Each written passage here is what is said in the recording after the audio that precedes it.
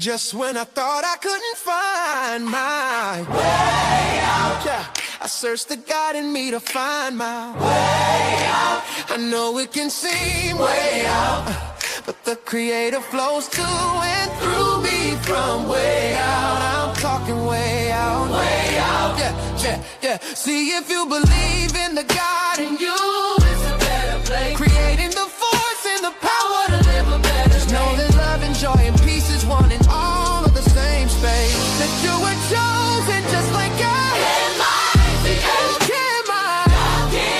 Your energy. That's right. Only you can make the change. Shine your head at you. Shine so bright from darkness to light. Hey, hey, hey. From darkness to light. Yeah. And you'll find your way out. Yeah, yeah. Oh, it won't seem way out. Yeah, yeah, yeah. The power of God will flow through you from way out. Welcome. This is DJ Genesis, and this is Alchemizing Energy. So today, we are going to get into romantic love. Is it a scam? And why are more people choosing themselves? But prior to us getting into this, I really wanted to really get into this whole situation with the young lady that was actually on the bus with Blueface and and the whole crew. Because I think it's crazy how sometimes these young women will make really crazy choices. They're not even thinking about romance. They're not thinking about being romanced. They're not thinking about being in a relationship. They are just trying to have the best fun of their lives, and in the meantime, being exploited and looking stupid as hell. And the thing that they think is a come up or a clout chase really is nothing. It's stupid. You know what I'm saying? They are looking like a fool out here on the internet in front of everybody. So I want to kind of get into this this whole thing I saw with Blueface and Whack 100. He's saying this, but let me just give my thoughts on. Let's hear what my thoughts are first. Let's go into it.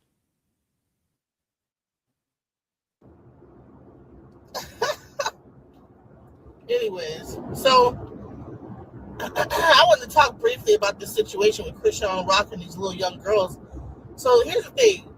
These little young girls get on the bus with Blueface. Now you got one girl who got drunk and they let me tell you how clever these young men are. They actually had her consent to having sex with them on the bus. Now she went there to braid hair. I don't know why she's consenting to having sex when she's there to braid hair. This is nothing. This is one thing I want to tell if there's anybody a young lady or even a young man, whenever you go to do a certain thing, especially in business or whatever, focus on what you're doing and get the fuck about it. I don't give a fuck if it's the president of the United States hanging out. Don't hang out don't overstay your welcome. Don't be getting high and drunk with these people. You are there to do a job. You are there as a professional. Go do your job and get the hell up out of Dodge. A lot of times people see celebrities, they see them online and they want to hang out with them. They want to kiki it with them, kiki it up, you know what I'm saying? Get drunk, you know what I'm saying? Now she's trying to say she got slipped something. She don't know what happened. People might have touched her, whatever. But the thing is that if you would have went in there and did what you were supposed to do and get the hell up out of there, then this conversation wouldn't even be a thing. You would not be able to call Whack 100 and say that I don't know what happened. Can you tell me? How do you even call the alleged person that you're saying that probably did something to you and ask them what happened to you? What are you talking about? First of all, why was you even there? I would not even be there on a bus by myself as a woman with a bunch of men braiding nobody's hair. It would be me and another free female friend of mine that I can trust that could be there with me to have my back. I would not be jumping on no tour bus knowing all these stories with these rappers, because here's a sense of entitlement with people that are celebrities and all the little cronies that hang out with them. You know what I'm saying? Because a lot of times they have like their little buddies hanging out with them because they trying to catch the scraps of the nigga that was the celebrity. So you'll have a celebrity, and then he have his homies and everything, and all the girls that he don't want, they trying to use his clout to get some pussy off of that, and they ain't did accomplish the goddamn. They ain't rapped a verse in their life. They just hanging out. I don't even know why people do that anyway. Hell, I don't understand why people don't run their music business like a real business. Like, why are y'all constantly getting high, getting drunk, and all this other stuff on the road when you got to go from city to city? It should be, to me, I think that's the time where you should focus on your health the most, because you're in recirculated air on a tour bus. Then you go into hotel to hotel. That's a lot of germs and a lot of and then people they're sleeping with different women from. You can't tell me all them people don't have herpes and different STDs. I mean, they probably in the clinic. They probably have to have a person on staff with antibiotics, like on site. You know, they got. I mean, they probably. I hope they taking PrEP. All these women that they just like recycling through. You know, I'm seeing like every time, like a Blueface. He's just he just does not give a shit about his own health. I don't understand. It's this younger generation. There's something going on. I don't understand. They're worse than the crack epidemic babies. These new younger 20. I'm like, so what? Who the millennials? I guess are the parents of those kids, right? Did we birth the millennials? I be getting confused about the generations, Generation Z and Y and Z, and are we the ones? Is Generation X the parents of these groups of people that are out here right now? These wild ass kids, or is that the millennials? I mean, is it our fault? And why are they like this hypersexual like that? What is going on with this? What was we doing? What were we on? Hell, the crack world, we was not as hypersexual as this. We was, we had got to hear all kind of wild, but were we hyper? We did have Luke and all that stuff like that. We did have a little wild stuff. I can't lie. We was wilding. We was dancing to Luke and 2 Live Crew. So maybe that just rubbed off on the kids. But I don't understand why these kids is just so reckless like this. Because we did have Freaknik. You know what? It is our generation. It's our fault. We had Freaknik. We was wilding. And our kids saw it, and now they mimicking it, and now they're getting on tour buses right along just how we used to do it back in the day too. It's our fault, y'all. We got to take accountability. All y'all Generation Xers and millennials that's closer to Generation X, is our fault. Because these are the kids. These are the kids of that. These are the kids from that era, that time frame. But no, wouldn't our kids be older than that though? Wait a minute. Is it our kids or is it the millennials kids that's out here doing this? Because our kids have probably been in their 30s, right? How old is Blueface? He in his 20s. Wait, Carlissa, she's about my age. Yeah, this is our kids. This is our kids. Oh, man. That's a shame. Child, these are our kids acting like this. We need to get our shit together. The parents, if y'all are Generation X, y'all need to go holler at y'all kids. And make sure that they're not out here on buses starting and bopping it up. You know what I'm saying? All y'all dads that be ignoring y'all, hate y'all single mom, go ahead and reach out to y'all kids and make sure they're not thotting and bopping. She say that she feel raped or whatever. Guess what? That's what happens when you drink alcohol around a bunch of men and you overindulge in it. And let me tell you something. You do not want to combine weed and alcohol. That's a fucking huge mistake. Because that'll have you blacking out and not knowing what the fuck is going on. Especially if you start. And they always want to have you doing shots. The reason why they want you to do shots is because it's going to hit you hard. It's going to sneak up on you. Slowly drink your fucking alcohol. If you're going to be drinking, slowly drink it. Put something on top of it. Get a straw. Don't just keep doing shots. That's what the problem is. Let's do shots. Casamigo, all this other shit that got to take shots. You got to drink it in shots. No.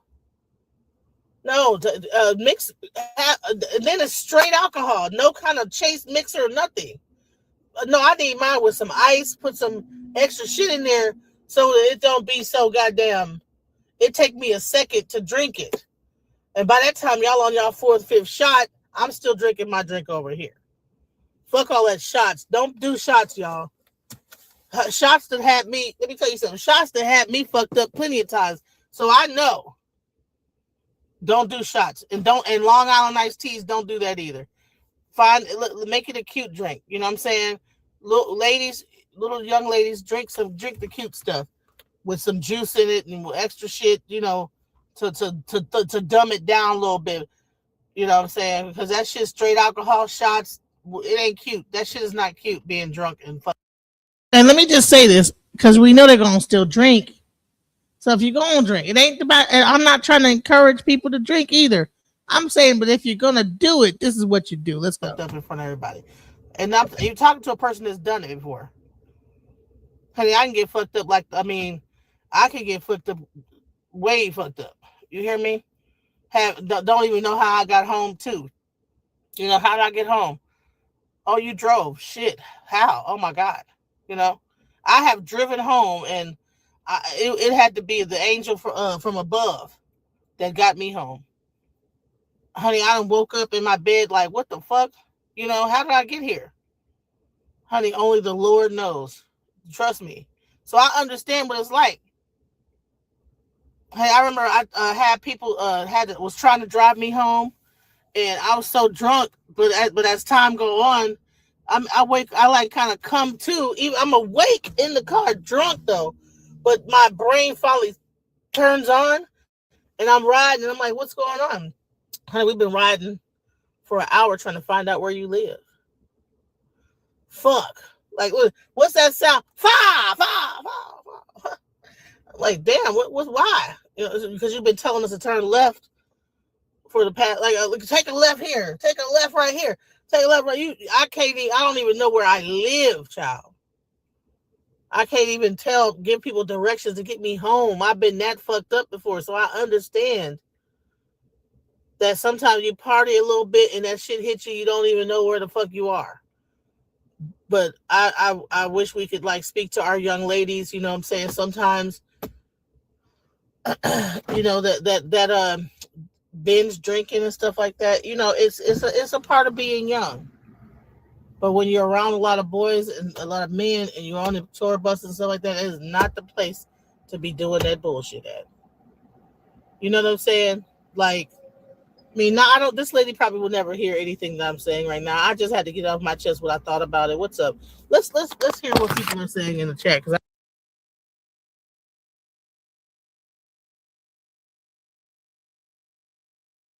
One of the groupies on Blueface tour bus has came forward to make some pretty horrifying allegations. The allegations are really terrifying. She has dropped multiple videos trying to get people to convince her, but the only problem with people believing her or believing she's telling the truth is the fact that her story contradicts whenever she tells it.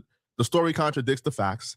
And a lot of it doesn't make sense whatsoever. And everything about this situation just comes across as clout chasing. She's not alleging that Blueface himself did. It's not clout chasing that she blacked out drunk.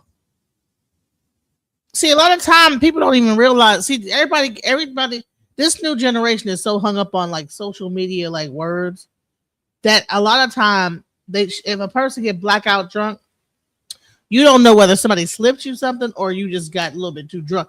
You didn't been shot. You hitting mentirosa.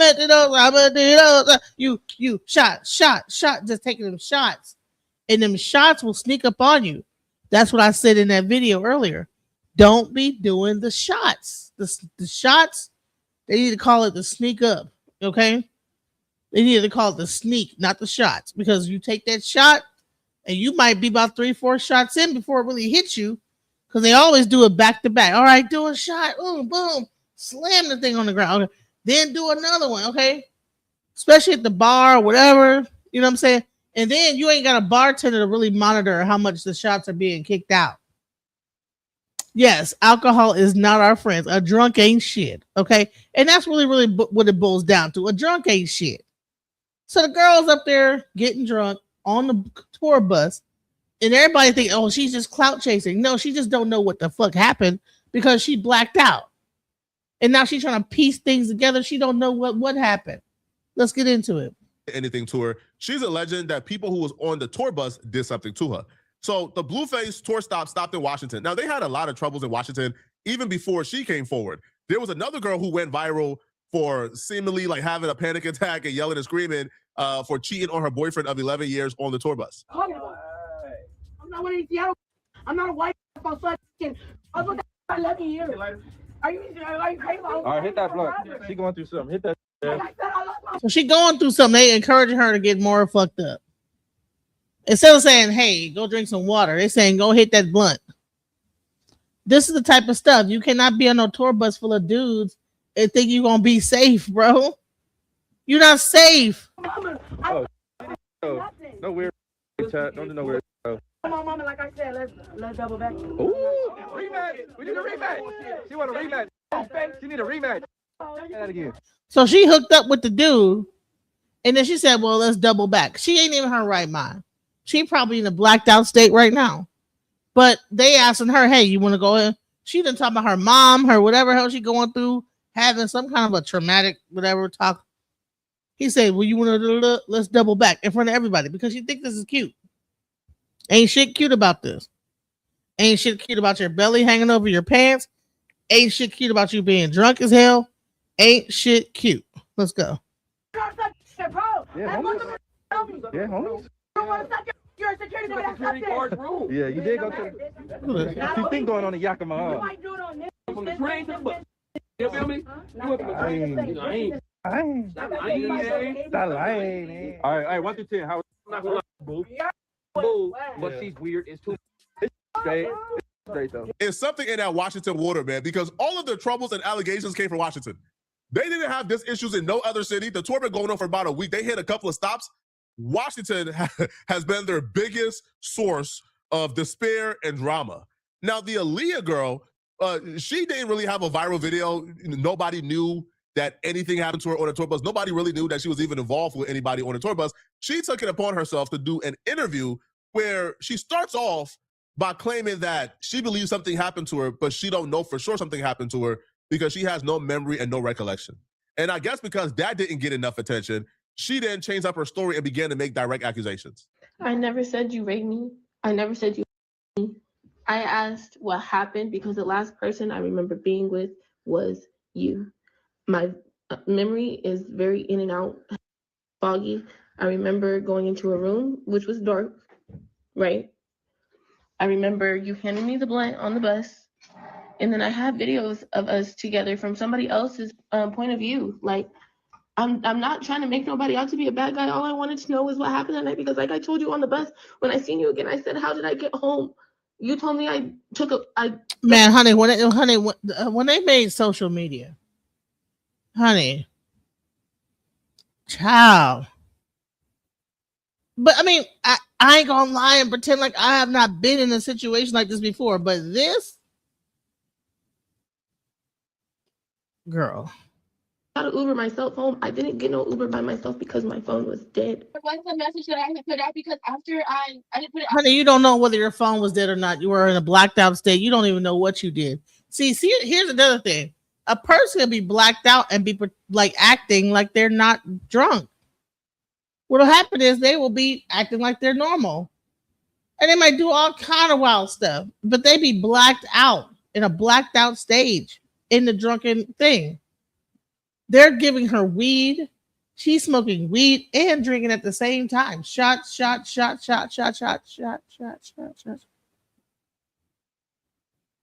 don't know what the hell would happen to you.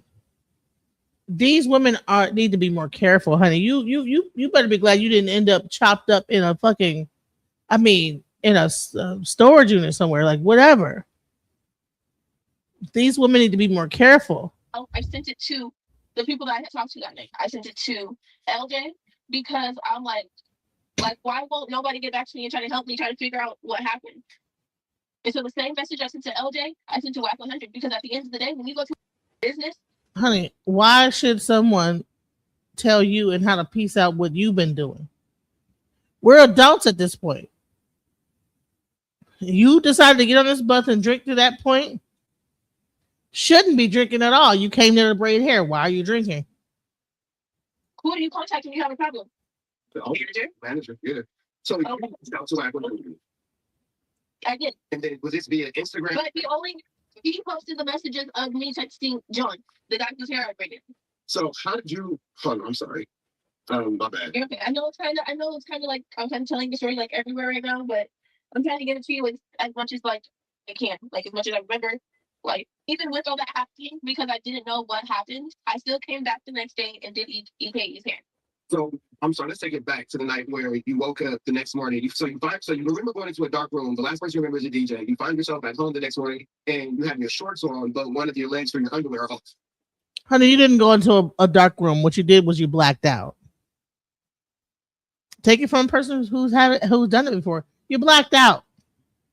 Drank too much, got a little bit too high, smoking. And I'm sure what happens is with these type of situations, they keep passing you the blunt. And see, I was just on Sonnetter and we were talking about the same situation where like there would be the pretty girl like that probably normally wouldn't even talk to this certain guy, and they just get her high on crack, and next thing you know, she's willing to do anything just to get a hit. They call them strawberries, and then people pretend like that. Well, no, we don't be doing that. Come on, guys. Men, especially in a group of men, you're really in a lion's den when you walk into that situation. Yes. Okay. Are you like experiencing any symptoms that you have had any type of intercourse? Had you had feel anything that you've been penetrating? My coochie did feel like sore and like if you know if you get like a rug burn. I can imagine.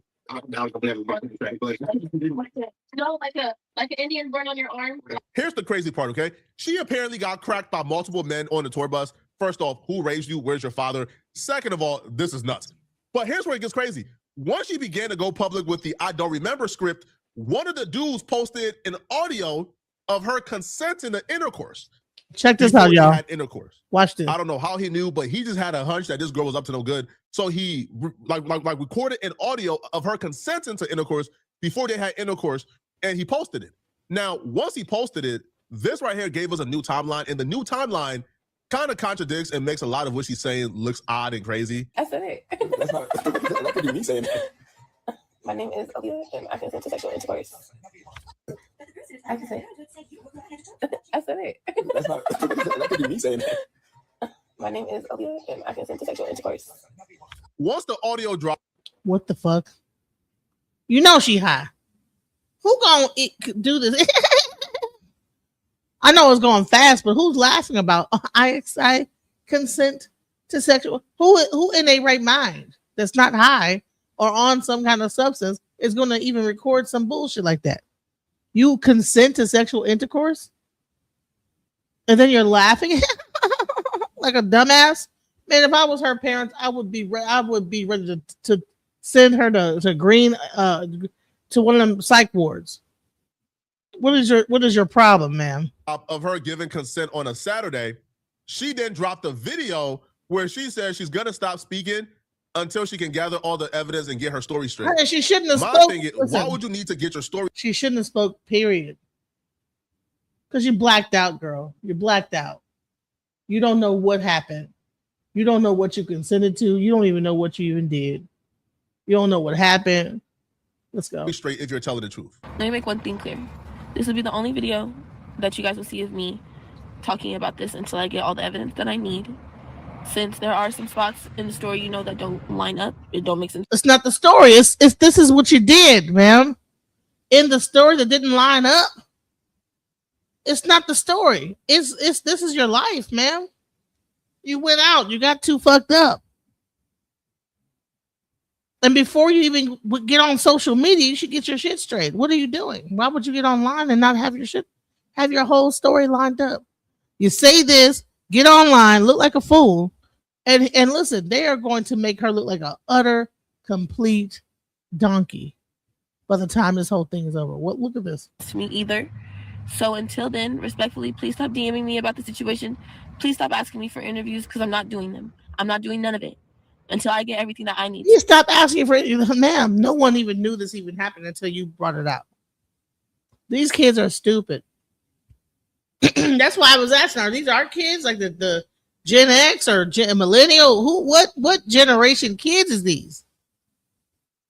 Like they ain't get no game whatsoever about how to operate in life. There's no game. They have no idea what to like ma'am. Just going out getting fucked up with these dudes on a tour bus. Didn't nobody tell you about some shit like that? Child. And then when stuff does hit the fan, mother are gonna owe Aaliyah a big apology because mother are lying and misconstruing everything that I'm saying.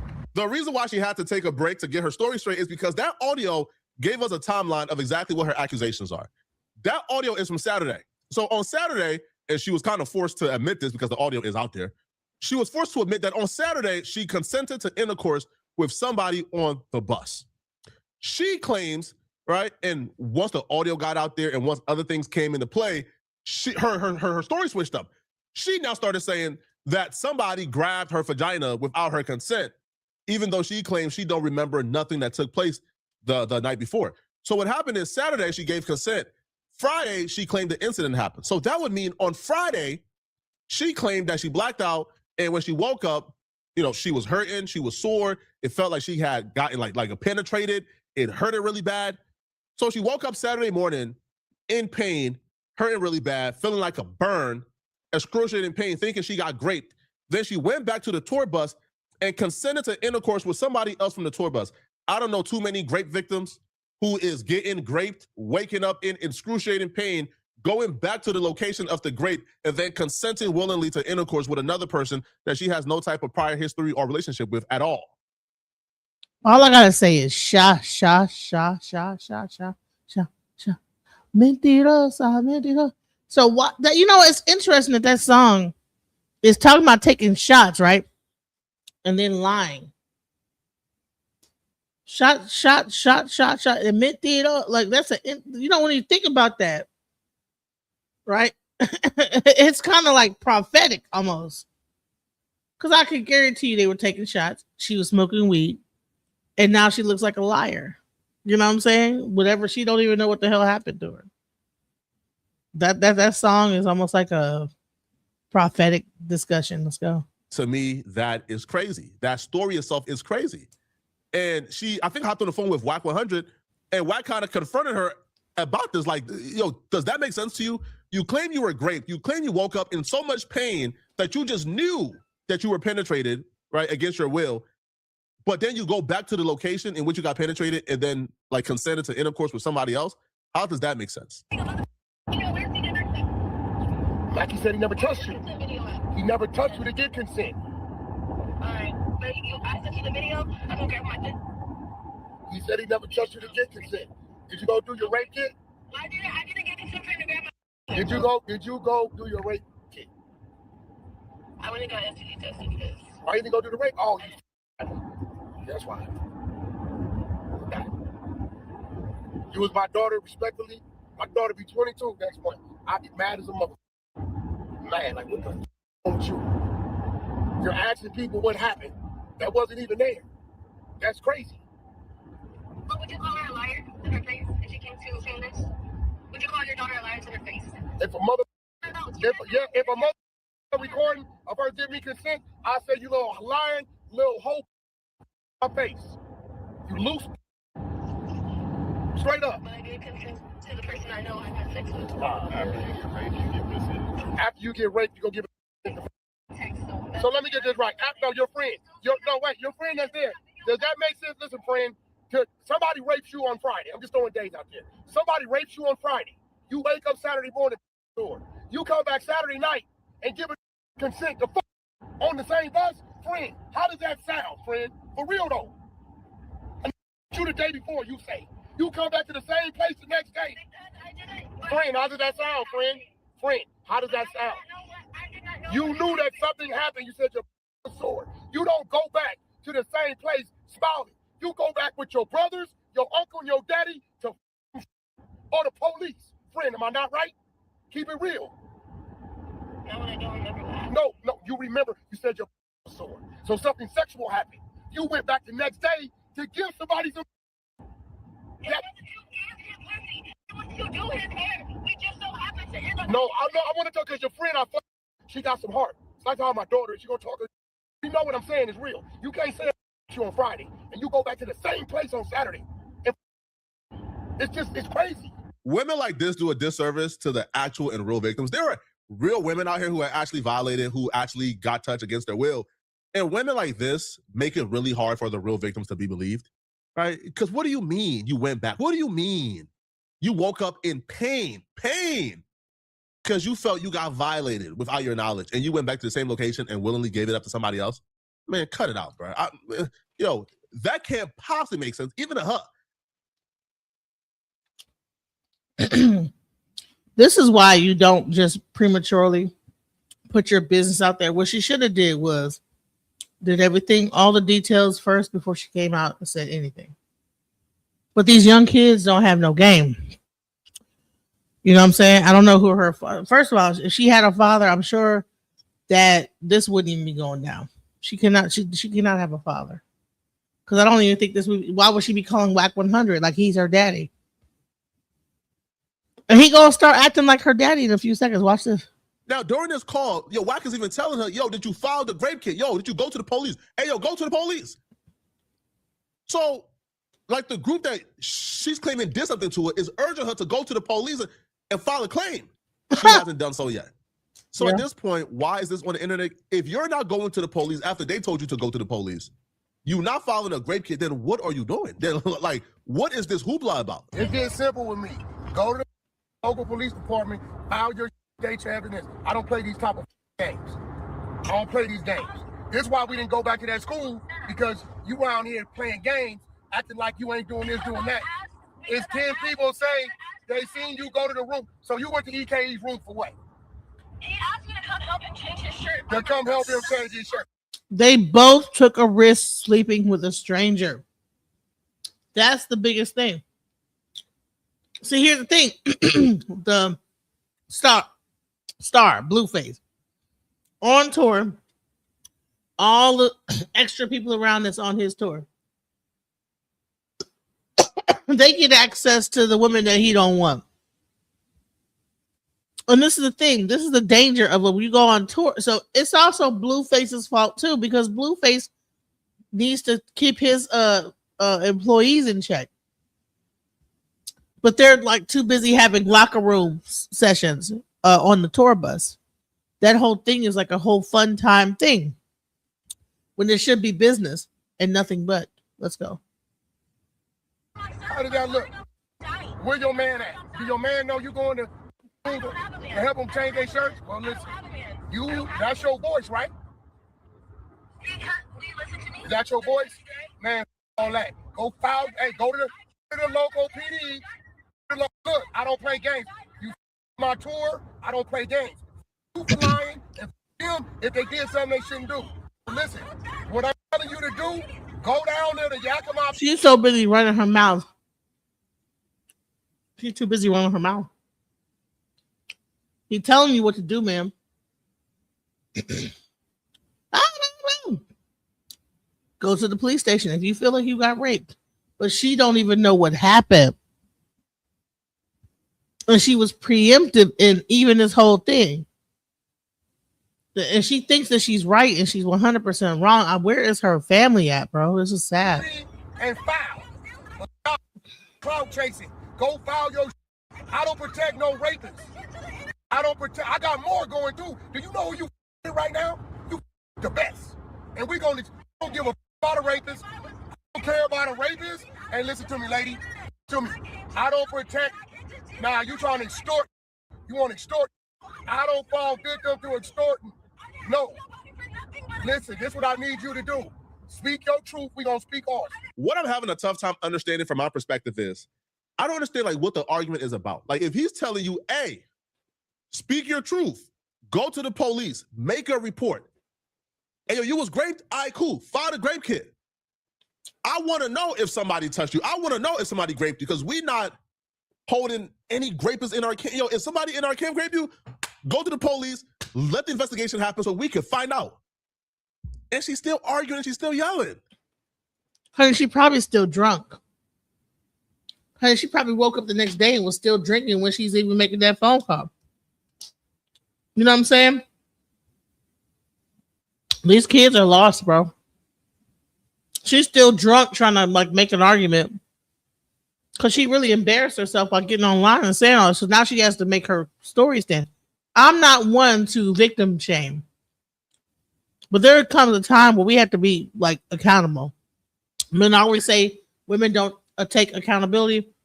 I, for one, in this situation, will say that this is a 100% wrong on her part. If she felt like something happened to her that night, especially in a situation like that, she should have went to the police. Period. Point blank. Let's go. Now, this call is, bro, it's, she's insufferable. So I'm going to leave you guys with the call. I don't protect rapists, and I don't respect liars. I'm not lying. Yeah, you're a liar. I don't respect rapists, and I don't protect liars. So what I want you to do is go to Yakima PD, file your report so we can see what's what. I don't give a if. She's crying. She's literally crying. Like, what is wrong with, like, dude, what are these kids? What are they doing? But you need to get it. But if you a liar, like we hear you on that recording, then you need to get it. I don't give a about none of that. She's apologizing at that academy, telling people meet you at the house to braid the hair. You doing all kind of foul shit. But since you want to play, we're gonna play. Wow. Out of here. You know what you're doing.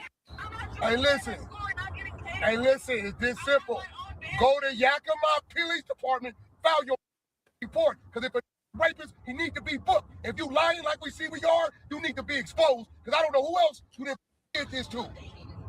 I don't give a about them tears. You didn't give a about the tears over here. She's crying.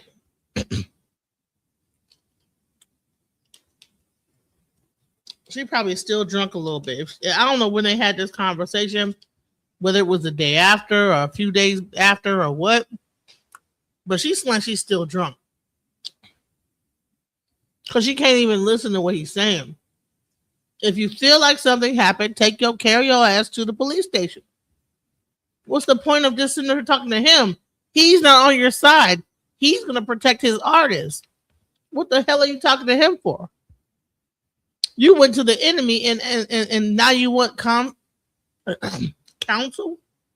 from the actual manager of the people that supposedly did this to you? Where is her family at? I hope that they saw this. I hope her parents saw this, her father or whoever. Maybe they like watch YouTube and saw this whole BS going down, and hopefully they ringed her in because it's insane. Let's go. That's somebody's son. And now you're saying y'all didn't have sex. Get the out of here.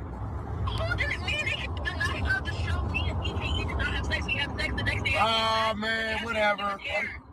So you just listen. Go file your report.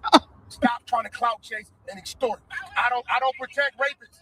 I promise you, where we come from, we dispose of rapists. So I don't give a about you filing a report. Show your evidence. If you got it, book it. But we got you admitting and giving consent to go. No, you're talking about I don't know what's going on. What the f is going on? She committed to having sex. She thought it was cute. And now she's gonna look like a fool in front of everybody. And she's looking like a fool. Picture biggest day. Could you imagine how she feels? This is terrible. This is crazy. I'm like, man, this is what the kids are doing, y'all. And then you DM me some weird like it's cool. I'm like, why would she DM me this and then send some pictures and a rap song and then what the that's good. Are you okay? Gosh, you're not listening. I don't remember the night of the now you don't remember. Whose fault is it that you don't remember, sir? Ma'am? Whose fault is it that you don't remember? That's your fault. You got overly intoxicated. Why would you be on a bus and get that drunk when you don't remember? This is the type of stuff I'm talking about. Now these kids, hell, you don't even know what they're on. They probably was all high too. Not even probably. I guarantee it. You go into a den of men on a damn tour bus. You get fucked up to the point where you don't remember, and now you want to cry to the manager and say, "Well, something you don't even know what happened." Well, what is he supposed? He wasn't even there. I'm not lying. Well, how do you know you're not lying? Because you don't even know what happened. Listen, girls.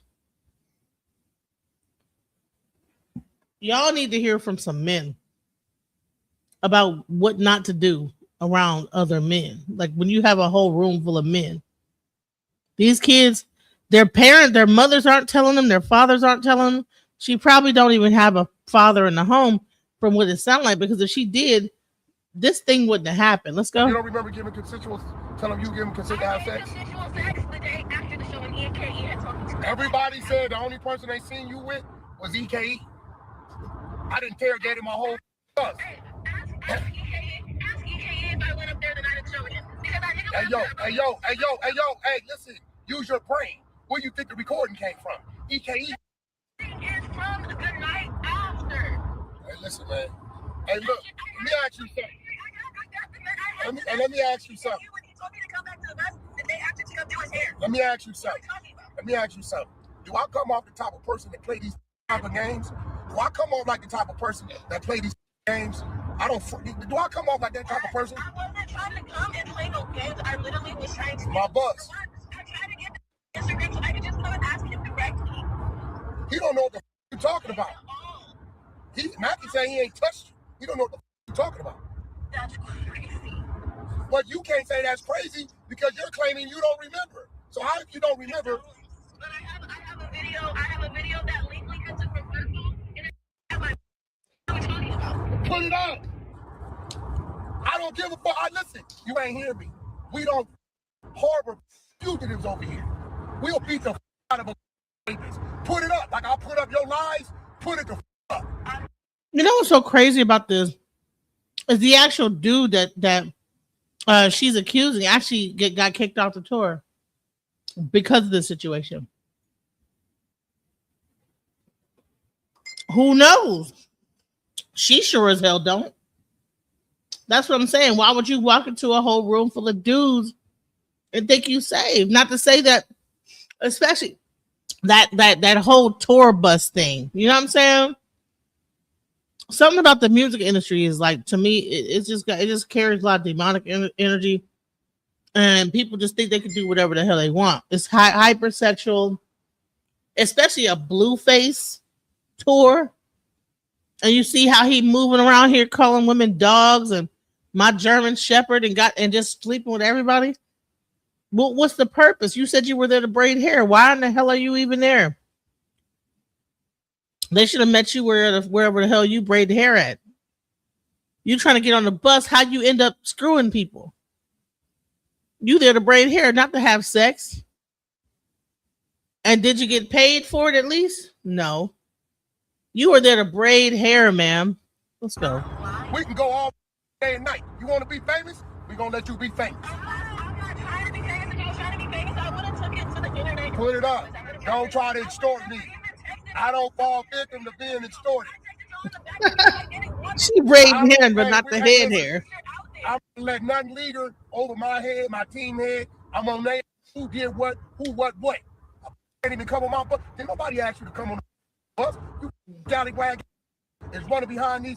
Should have gotten your car and what the on. We didn't ask you to come to the hotel parking lot. Then you want to play victim. Actually, your security asked me, are you coming back? We don't got no security. John ain't security. John ain't security. He's merch. I don't know what the is. Stop saying people are security. We don't got no security. The venue's the security. Oh my God. Stop screaming on security. The lights get the brakes. All he did was got his hair braided. No, he didn't. I don't know what you're talking about. Now it's another one. So how many people you claim 10, 5? What's going on? I'm claiming that I know what I can't eat. And I know that DJ Mac did something to me. I don't know exactly what he did. did to me, but he did something to me in that hotel room. You know, it's cameras in the hotel. Go get them. Go file your report. Go file your report and subpoena the camera shit. Hey, listen, I'm urging you to. We ain't protecting no fugitives. Man, do you realize this conversation went on for an hour? This conversation, this girl is so dense. She actually had this conversation with him being recorded for an hour straight. And it's like, ma'am, if you any case that you have is done. This is crazy. Listen to this. Handle your business. Handle your business. Or what you We're not gonna listen to this whole hour. We're not gonna listen to a whole hour of this shit because the shit is frustrating to know that these little girls are so dense, bro. Y'all are so dense. Make accusations like you trying to extort somebody. Oh no, he's trying to get evidence. No, he's recording it. He's getting evidence to make sure that if she come out with a lawsuit, whoever, especially Blueface, is protected.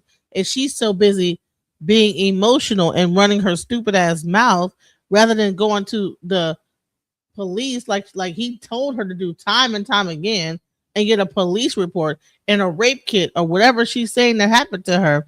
Rather than doing that, she's on the phone with him because she wants attention. That's why I don't really have I don't feel bad for her because it's like, bro, anytime something like that, who are you reasoning with? You're reasoning with he's not going to be on your side, girl. Where is her parents? Who taught her? I'm gonna have to have a sit down with my kids. Like after seeing this, I'm gonna have to my 8-year-old daughter. I'm gonna have to sit her down. Like, no, don't you ever do this. And damn near show her the video. Like, don't you hear how stupid she's? I almost want to do it. I'm definitely gonna do it. My 18-year-old. Let's go. Hey, but all I did was ask, hey, I'm confused on what happened tonight. And everybody over here is confused. Everybody over here is confused because they saying they seen you with EKE only. Even Asia was saying that night. I don't know no Asia. The bitch that went viral, the security guard. What security guard? The bitch told old milk that look at. She stayed there with that dude for 2 days. Exactly. What are you talking about? When the night of the show, when everybody came back to the bus. He didn't even go to the show. Oh. The dude you claiming is a security guard never went to the show. You're a liar. Yes, he did. No, he didn't. He did not go to the show. Let me explain something to you. Hey, listen, lady. Listen, lady. The man was sick in his room. He never went to the show in Yakima. He never, ever went to the show. Hey, yo, lady. Hey, lady. Hey, lady, listen. I don't think you hear me. He never went to the show in Yakima. Shut up, you buckethead. Nobody talking to you. Don't file your report. And see, this is where it gets dumb. When you get the friends to get in and get them yapping and smacking and blah, blah, blah, and wasn't even there. This is the type of stupid shit that we need to like really take. This is one thing when they say black women don't take accountability. This is an example of no accountability. You know what I'm saying? If you think that if you go anywhere and you think that something fishy happened, go to the police. Go to the police. Don't talk to the person that could be like the manager of the situation. Because all you're doing is giving him like ammo or giving him evidence to protect himself by just even having a conversation like this. So it was a bunch of y'all on the wheel call list to be letting the go. After I did, listen, call that barber. Hey, call the barber, the little dude. Call the little dude and ask him, did he not send WAC 100 a wheel call list? That's cool. Mind you, I told John, I said, when I'm doing your hair, you can either come to my suite or I can come to the hotel. No, my suite isn't walking distance from the hotel. So I went to the hotel, I did his hair. They're asking me, are you coming to the show tonight? I said, no, I don't have no intention of going to the show because I know how much it gets. They're like, no. Now she is saying too much. Why is she saying all this to this guy? He is not your friend, ma'am.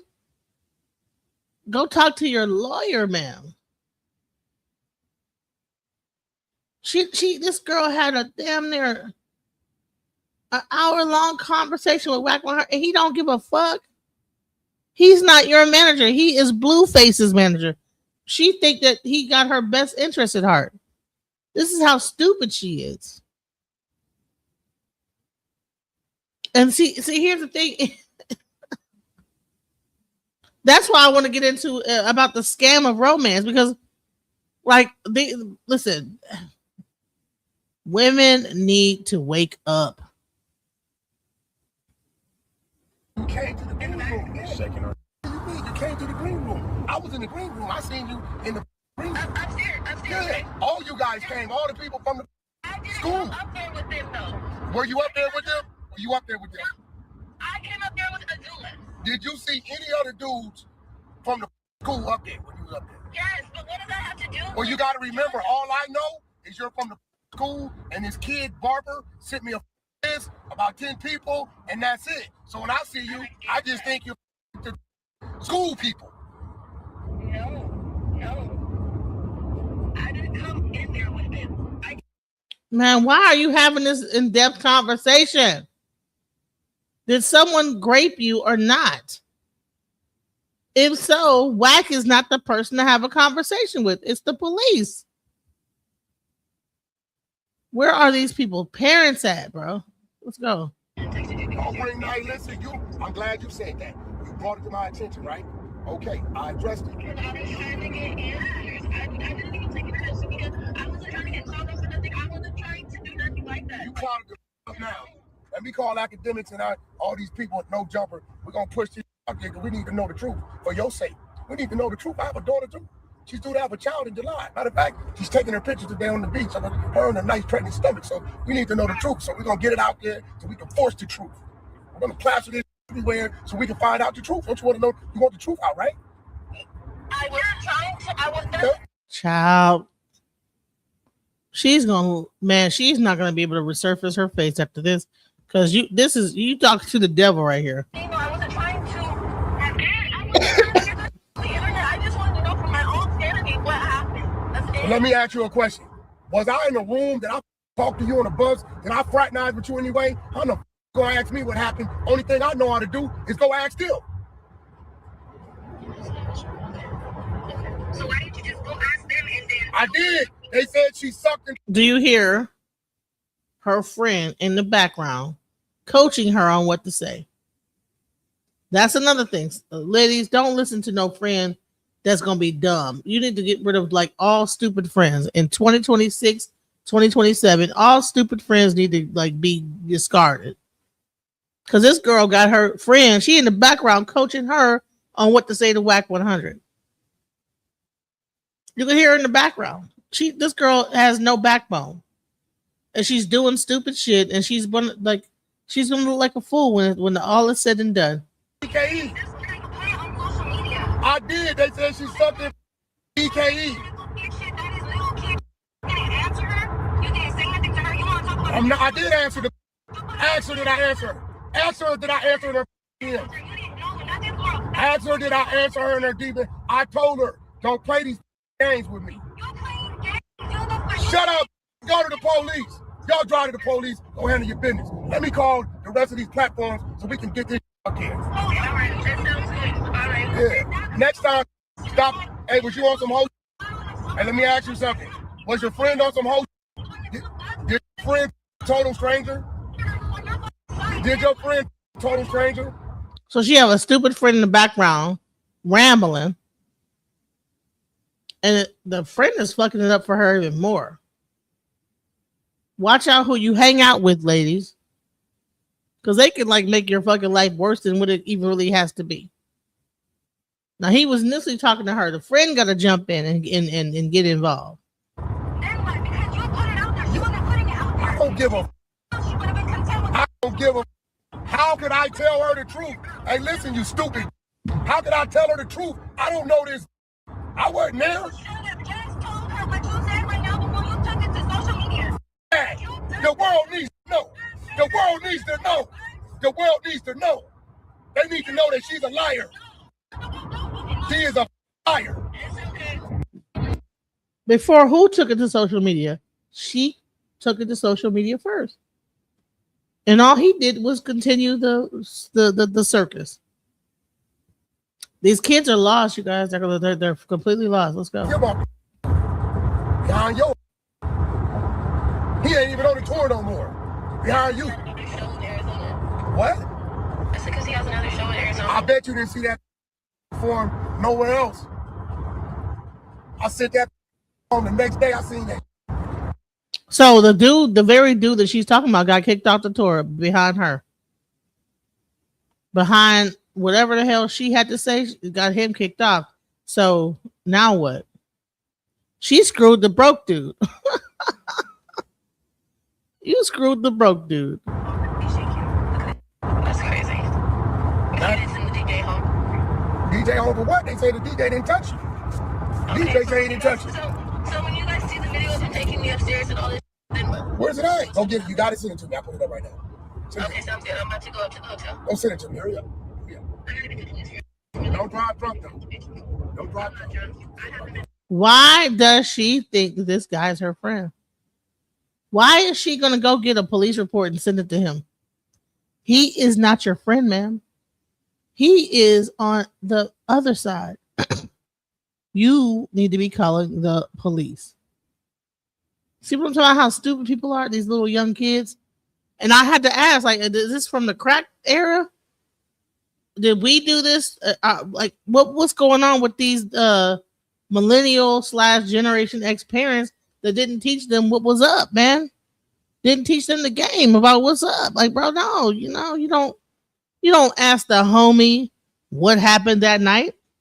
He's not on your side. He gonna hang up and clown you with all the dudes. Everybody probably sitting there listening to her talk this stupid ass shit.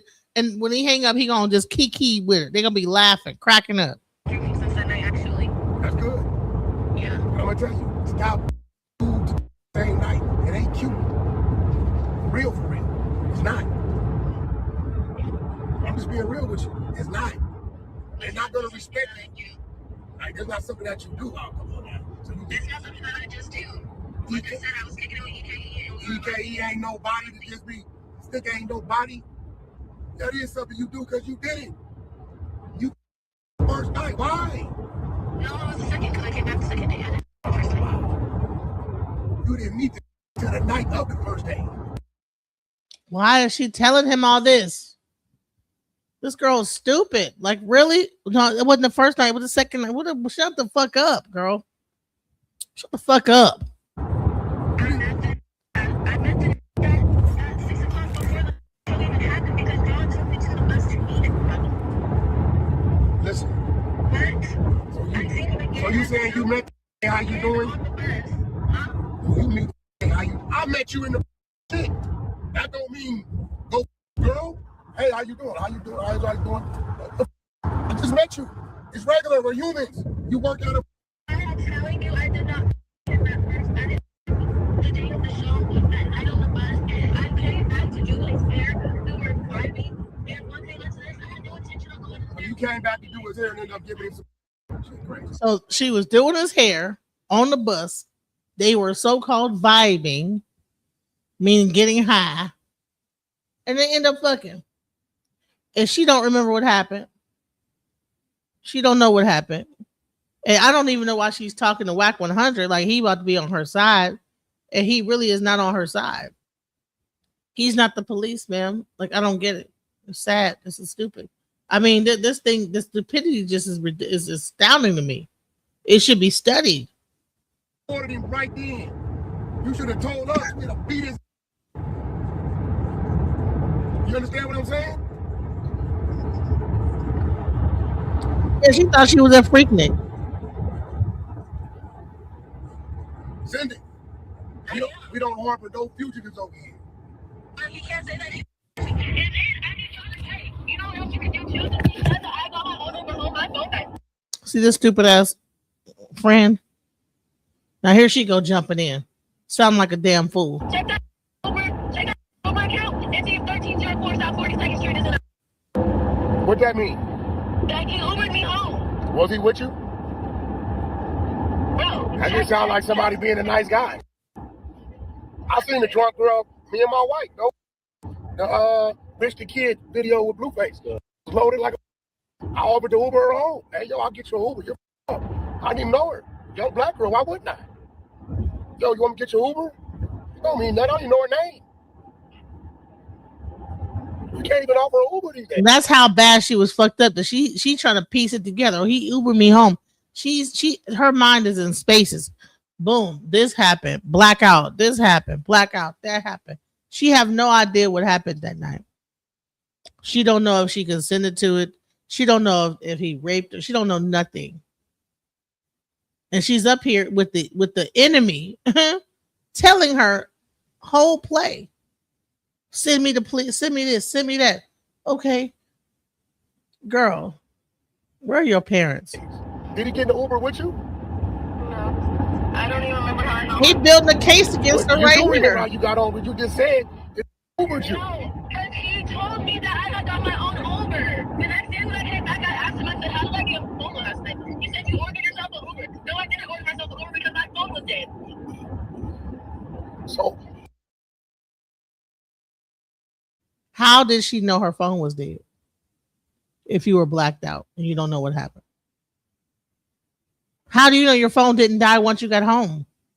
Like, just the logic is not logicking. So you're saying he Ubered you home? Did he admit to that, or you just? Did he tell you that? Did he tell you? He didn't say nothing else after that. He said I Ubered myself, but I know I didn't Uber myself. So why are you saying he Ubered you home? He never said he did. Because how else would you have known that I got Ubered home? I don't know. Maybe EKE sent you. That's why I'm asking. That's why I'm asking you to check his Uber history. Maybe EKE sent you. What's the address? I'll check it. On my mom, I'm gonna check it. Text it to me. I'll check it. I don't think you understand. Listen, let me ask you something. She's about to give her address. This girl, where is her family at? She fixing to give WAC 100, the person that she's accusing, the manager of the people that she was on the tour bus with, her actual home address. For what? Like, what are you doing? This is like watching a terrible like boxing match or something. You know what I'm saying? Like the Mike Tyson where he was biting the dude's ear. This is the same. It's like watching that like a train wreck. Let's go.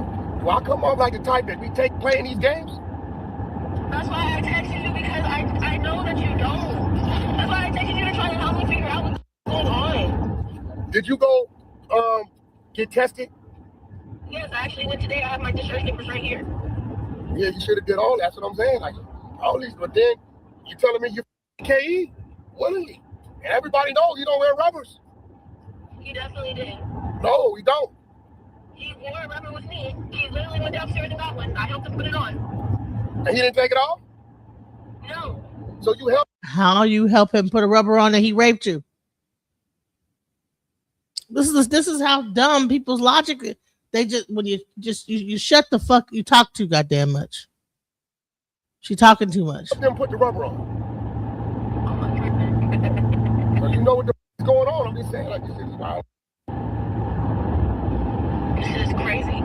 You got me on my Instagram looking. Oh man, you finna go viral. You don't know nothing about WAC 100 exposers? I don't give a. This is crazy.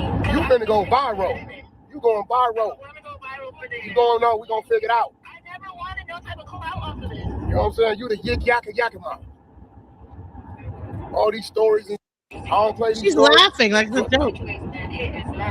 This ain't serious. She's not. She can't be serious. Honey, you did not plan that out good enough, ma'am. They said Mackie said he ain't never touched you, and everybody.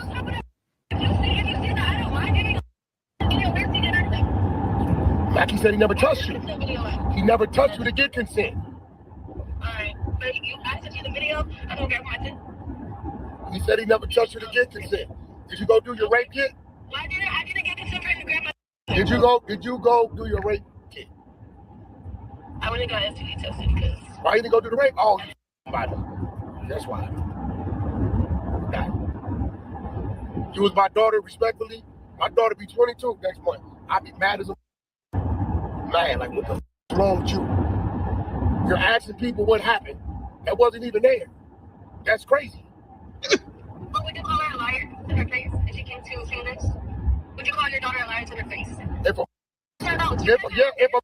give me a recording of her give me consent, I say, you little lying, little hoe, get the out of my face.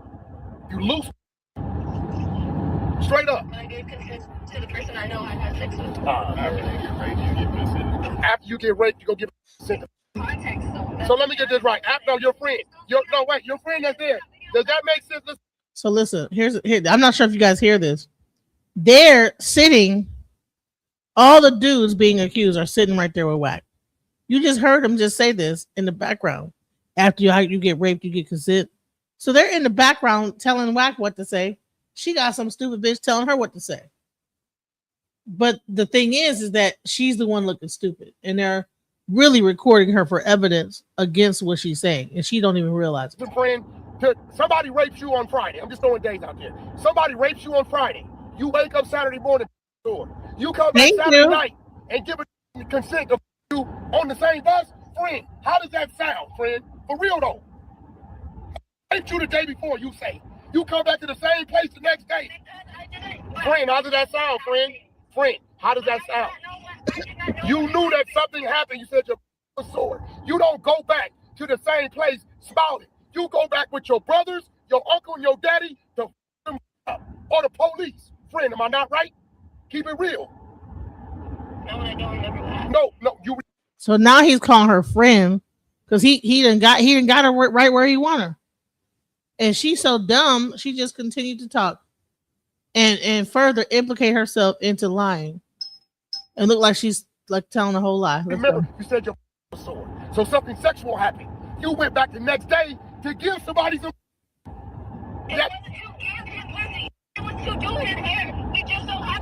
No, I want to talk because your friend, she got some heart. It's like how my daughter, she gonna talk to her, and she know what I'm saying is real. You can't say that raped you on Friday, and you go back to the same place on Saturday.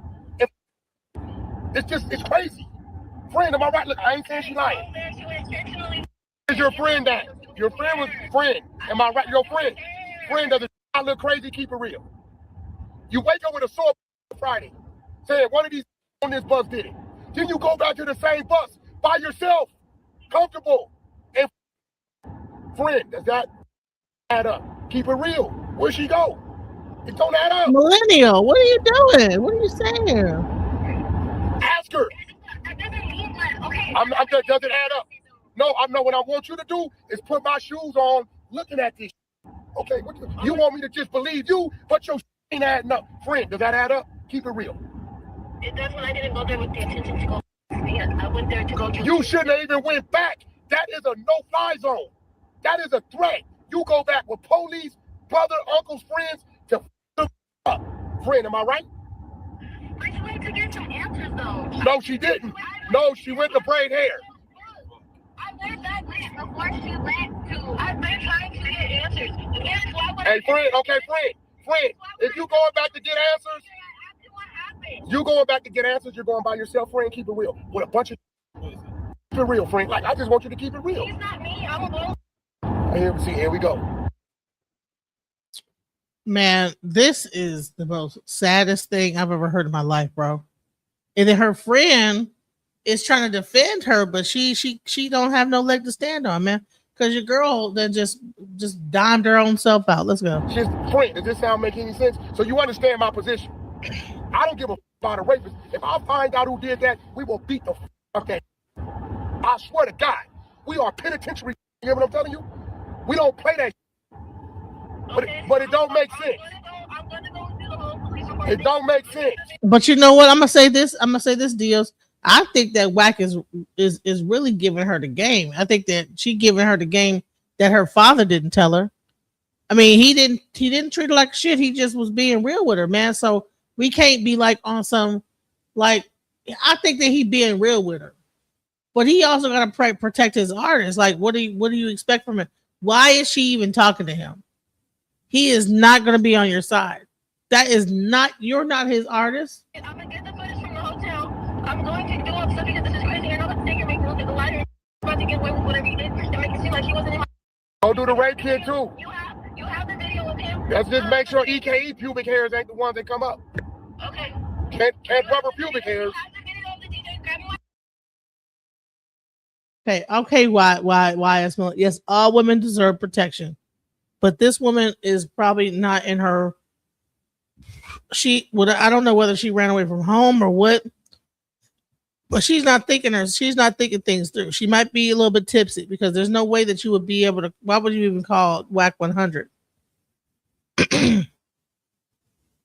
Sometimes people just be happy they got somebody's phone number to be able to call them and have a conversation. Ma'am, that's not your friend, ma'am. He is not your friend. You should not be calling him about shit that went on. And you have my address to see if he Ubered me home. So can you? I'm gonna check it. That's a fact. Don't. I'm gonna check it. Okay, then I'm gonna get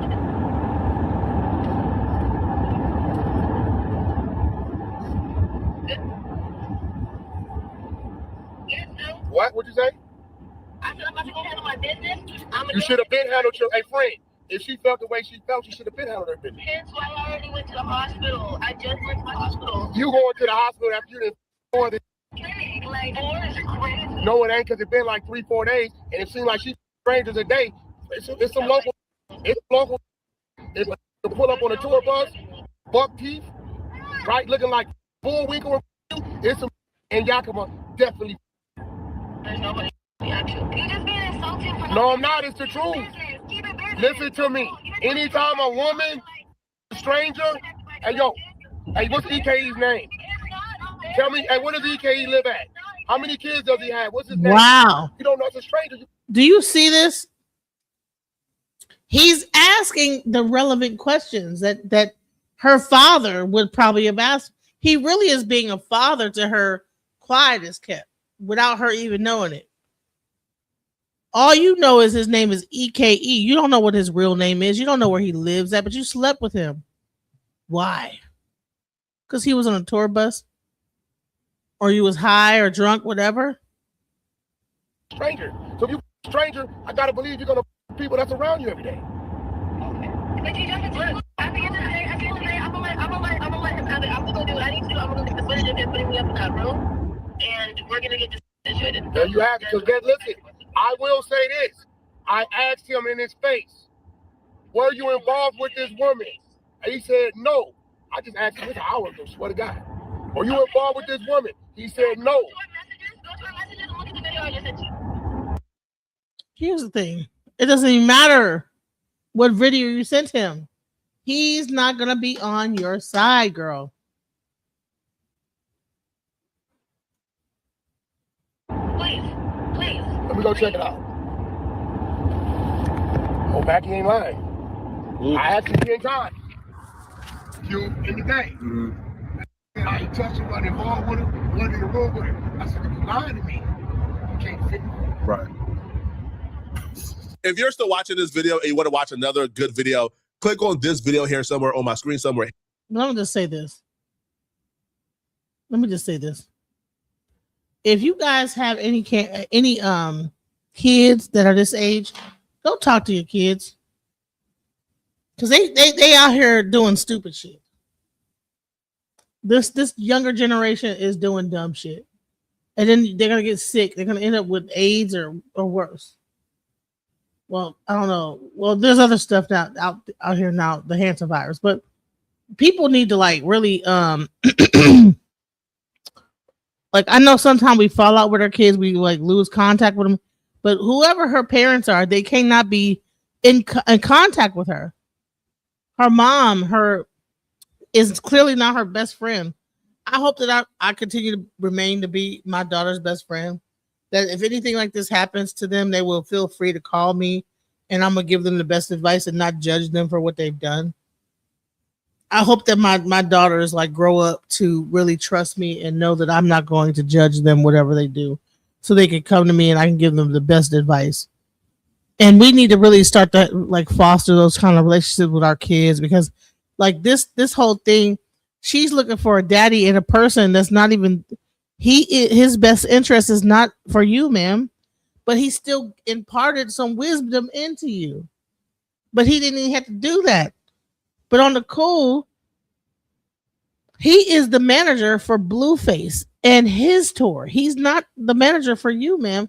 So you revealing all those things to him compromises everything that you are saying that happened to you. Because now he has it on record that you said this and that and this. It's almost like it was a police doing an investigation. Now I didn't see him show a badge or whatever.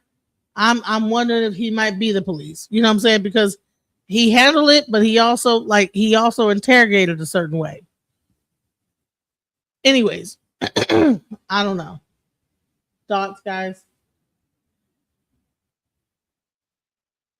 You know we honorable backing dishonor is a no, yeah. Straight up. They grew up with the internet. She'd probably kick her out being too grown. Makes sense. There's something to it. Where's her parents? Where's her support system? Her mom was probably mentally ill, still a kid when she had her, because these girls and boys are all messed up. They are. Like, share, subscribe. Definitely like, share, subscribe. Make sure you do that. Whack Ben the police. Exactly. Hey, what's up? Men don't ask for protection. Exactly. You have to enforce that. Now the older men become more like, conscious of that, because they realize, they brain kick in. But, she's saying that he went downstairs and got it. Honey, you don't know if he put that thing on, took it right back off. That's nothing. They want to hit it from the back and then take it off. You know what I'm saying?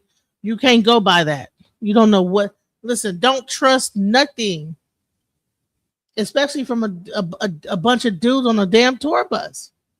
But anyways, I want to get into romantic love as a scam, because I just had to bring that up because I thought it was crazy. But let's get into the original conversation that I wanted to have. Let's talk about it. Let's go. Okay. Men are not looking for love. They're looking for orifices and servitude. Okay. I'm going to repeat it for the ones in the back, for the slow ones in the back. Okay. They're looking for orifices and servitude. There's no such thing as the love of your life. It does not exist. It does not exist. Okay. Stop it. You need to let it go. Let it go. Let it go. Because it's not going to happen for you. And you are not the exception. Okay. It is not going to happen. Okay. Okay. You will never be loved unconditionally by a man. And this is why you should never give out unconditional love, because you are never going to get it back. And you're going to start to be resentful when you realize you are never going to get it back. Do you understand? Okay. You were sold a lie. You bought the lie. And now you're waiting for the lie to come true. And it's not going to.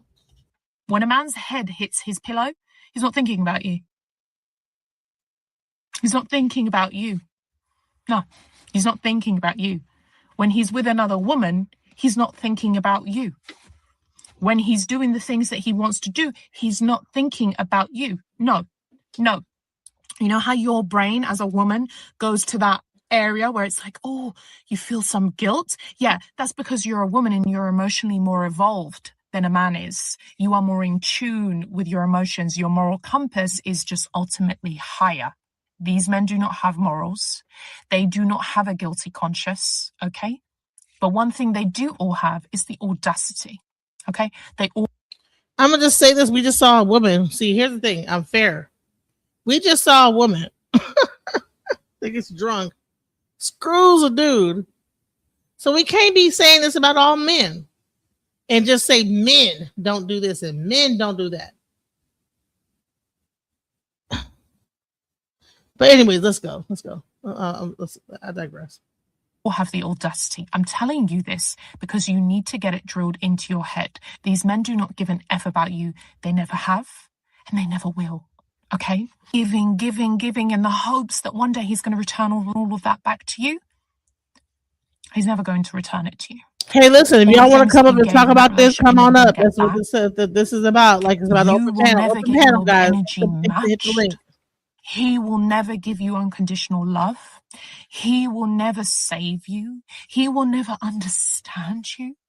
Oh, you thought this was Disney Channel. You thought that the guy understood you. You thought that the guy's going to fill your sentences and understand you and really be able to sympathize with you. No. That's why they say stuff to you in the moment when they want something. Yeah. They're not trying to get back with you. Okay, they didn't miss you. They didn't just have an epiphany and thought, oh, she's the love of my life. No, he's just there to get some. Okay, and when he's being overly affectionate and coming on really strong, driven by his urges and his desire, no such thing as love. Love was sold to you to make you drop down to your knees. It's a scam.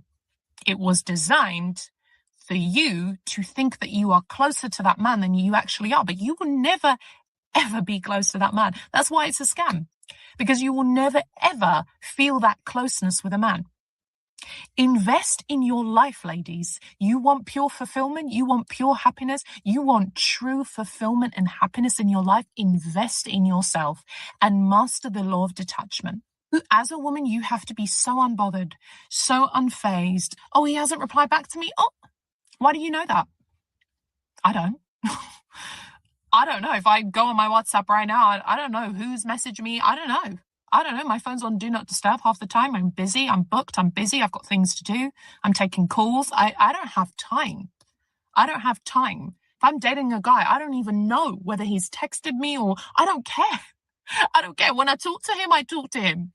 If I talk to him, great. If I don't talk to him, bye. Romantic love is the biggest propaganda that's ever been sold to women. This is a script designed by society to make women willingly give up our power, ambitious resources without even realizing it. This is going to be a very brutal video. It's going to burst your little romantic bubble. So if you're not ready, scroll away. Please don't watch it. So from the very beginning, little girls are fed with the same storyline. You got to wait for a Prince Charming, 19 shining armors to come save you, pick you. Disney princesses. Good evening. All the princesses are beautiful, delicate. They're picked, chosen, saved by the prince, and they live a happily ever after life. So what's the message here for the young girls? You don't need to take control of your own life. You can just sit there and wait for a guy to come to save you. So as women grow older, the propaganda got a new package, but the core belief is the same. Romance is a woman's ultimate goal. From rom-coms to K-dramas, no matter how accomplished a woman is, the happily ever after for her is always a wedding, a baby, and a man. Like Rachel from Friends, she gave up her career in Paris for Ross, which is totally understandable and valid. But the bigger picture here is that society keeps constantly reinforces the idea that no matter how brilliant a woman is, without love, without man, she is not complete. So what's the result of years of programming? Women weaken themselves and call this love. How many women have lost themselves in marriage and motherhood? How many women pause their careers for a man, for kids? Look no further than Naomi Osaka. Remember when Cardi B's ex-husband told her, "You're my baby mama, I want"? When you think it's love, they just want to trap you. And the scariest part is women often defend this. You defend a man that does not respect you one bit. You accept the bare minimum and believing loving him is way more important than loving yourself. You accept the bare minimum, meanwhile brainwashing yourself, you can fix him, you can make this better. And that's the most dangerous thing about this propaganda. You think it's your choice, you think you do it for love, but you're just being brainwashed. Ladies, we've been sold that story since we were little.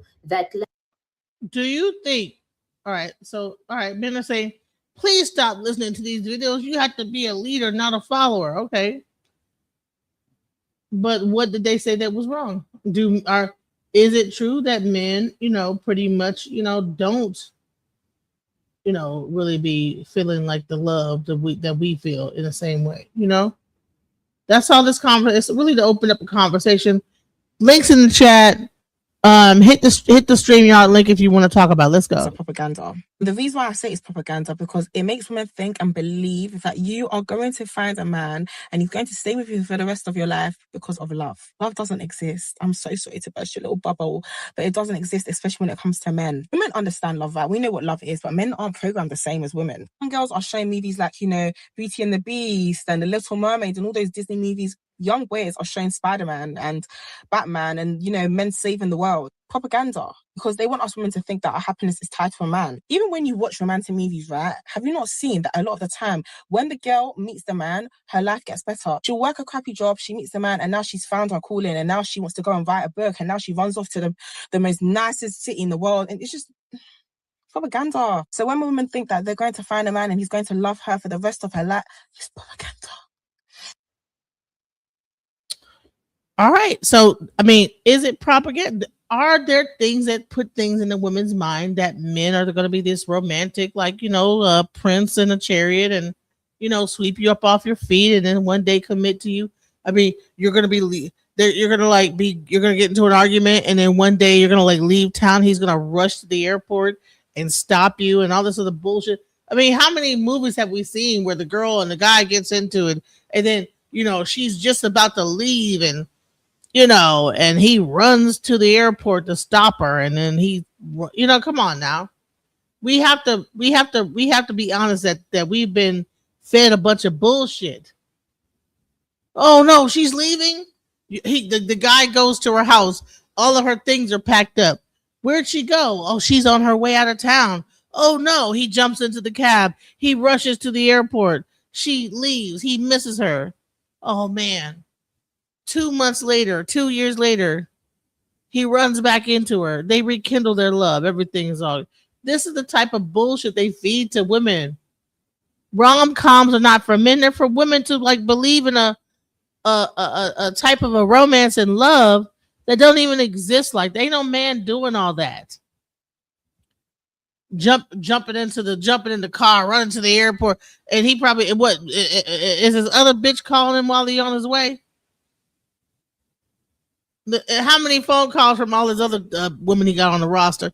Come on now, let's be real. Let's go. Like, honestly, this is what I say to women: start listening to Shira 7. Please do, because she's not lying. You guys think she's being extreme? She's not.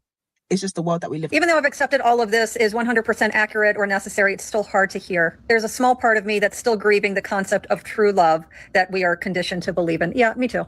Me too. And as much as I may talk about the realities of how men don't really love, how men marry for practical purposes, how men view romantic relationships, even though I know all that, there is still a part of me that is really heartbroken over that reality.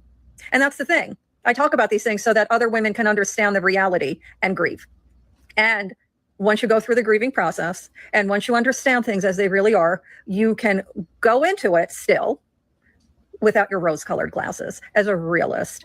Men figured out the biggest scam on earth, and it's weaponizing love. They realize they don't even have to pay us. They just have to tell us that they love us. And suddenly they have a servant. We're cooking, cleaning, raising their children, being their therapist, personal porn star. And on top of that, we're sacrificing our own dreams, desires, and wants so that we can be connected to them. All for a job that doesn't come with a salary, benefits, or a retirement plan. Because that's what it is. The true nature of what they're doing to us is servitude. I want to call it out for what it really is. Marrying a man with no financial protection, security is unpaid employment. Going 50-50 with a man, but becoming his maid, his therapist, his personal chef, his emotional support animal, his sex servant, that is literally a job you're paying to do. You need to be aware of what you're signing up for when you deal with these men. Men know exactly what they're doing. They use love as a form of bait, give you crumbs, and then they take it all away until you're desperate for it again. They thrive off of your starvation of low self-worth and wanting and desiring to be loved. We mistake this for romance. Love without money or provision or any kind of benefit on the woman's end, it's nothing. It's a manipulation tool and it's a leash. Love is a marketing scam. Don't fall for it, sisters. You ever heard the term all is fair in love and war? Or never play fair in an unfair world? You ever heard that term? Why do you think that in the world of dating, in the world of marriage, in the world of love, why do you think that women are the most heartbroken? Because y'all are watching romance, rom-com, fairy tales, and men are not. Men are taught something totally opposite of what you're taught. You're taught to be stupid. You're living in a fantasy world. They're not watching none of that crap unless you make them watch. They're not watching that. You're sitting over there watching romance, and they're sitting over there typing in on the computer with some tissues and lotion. Y'all are watching two separate things. And you're walking into that date, into that relationship with these dumb expectations of rom-com Disney movies. And he's walking in there with that brown cow in his, in his mind. So you know what that means. Brown chicken, wow. He's going in there thinking about rolling around the mattress because that's what he's watching. You're watching Hallmark movies, holding hands, going to the fall festival, pumpkin patch, him giving up his job in the city so he can move to the small town and be with you in your bakery. That's what you're watching. He's over there watching people roll around on a mattress and triples and doubles. So y'all are on two different mindsets. And then you feel guilty for lying to this man when the first thing he told you was probably a lie to get you on the mattress. You never play fair and unfair well. You've been programmed very differently from men. Okay? So you need to start thinking about that.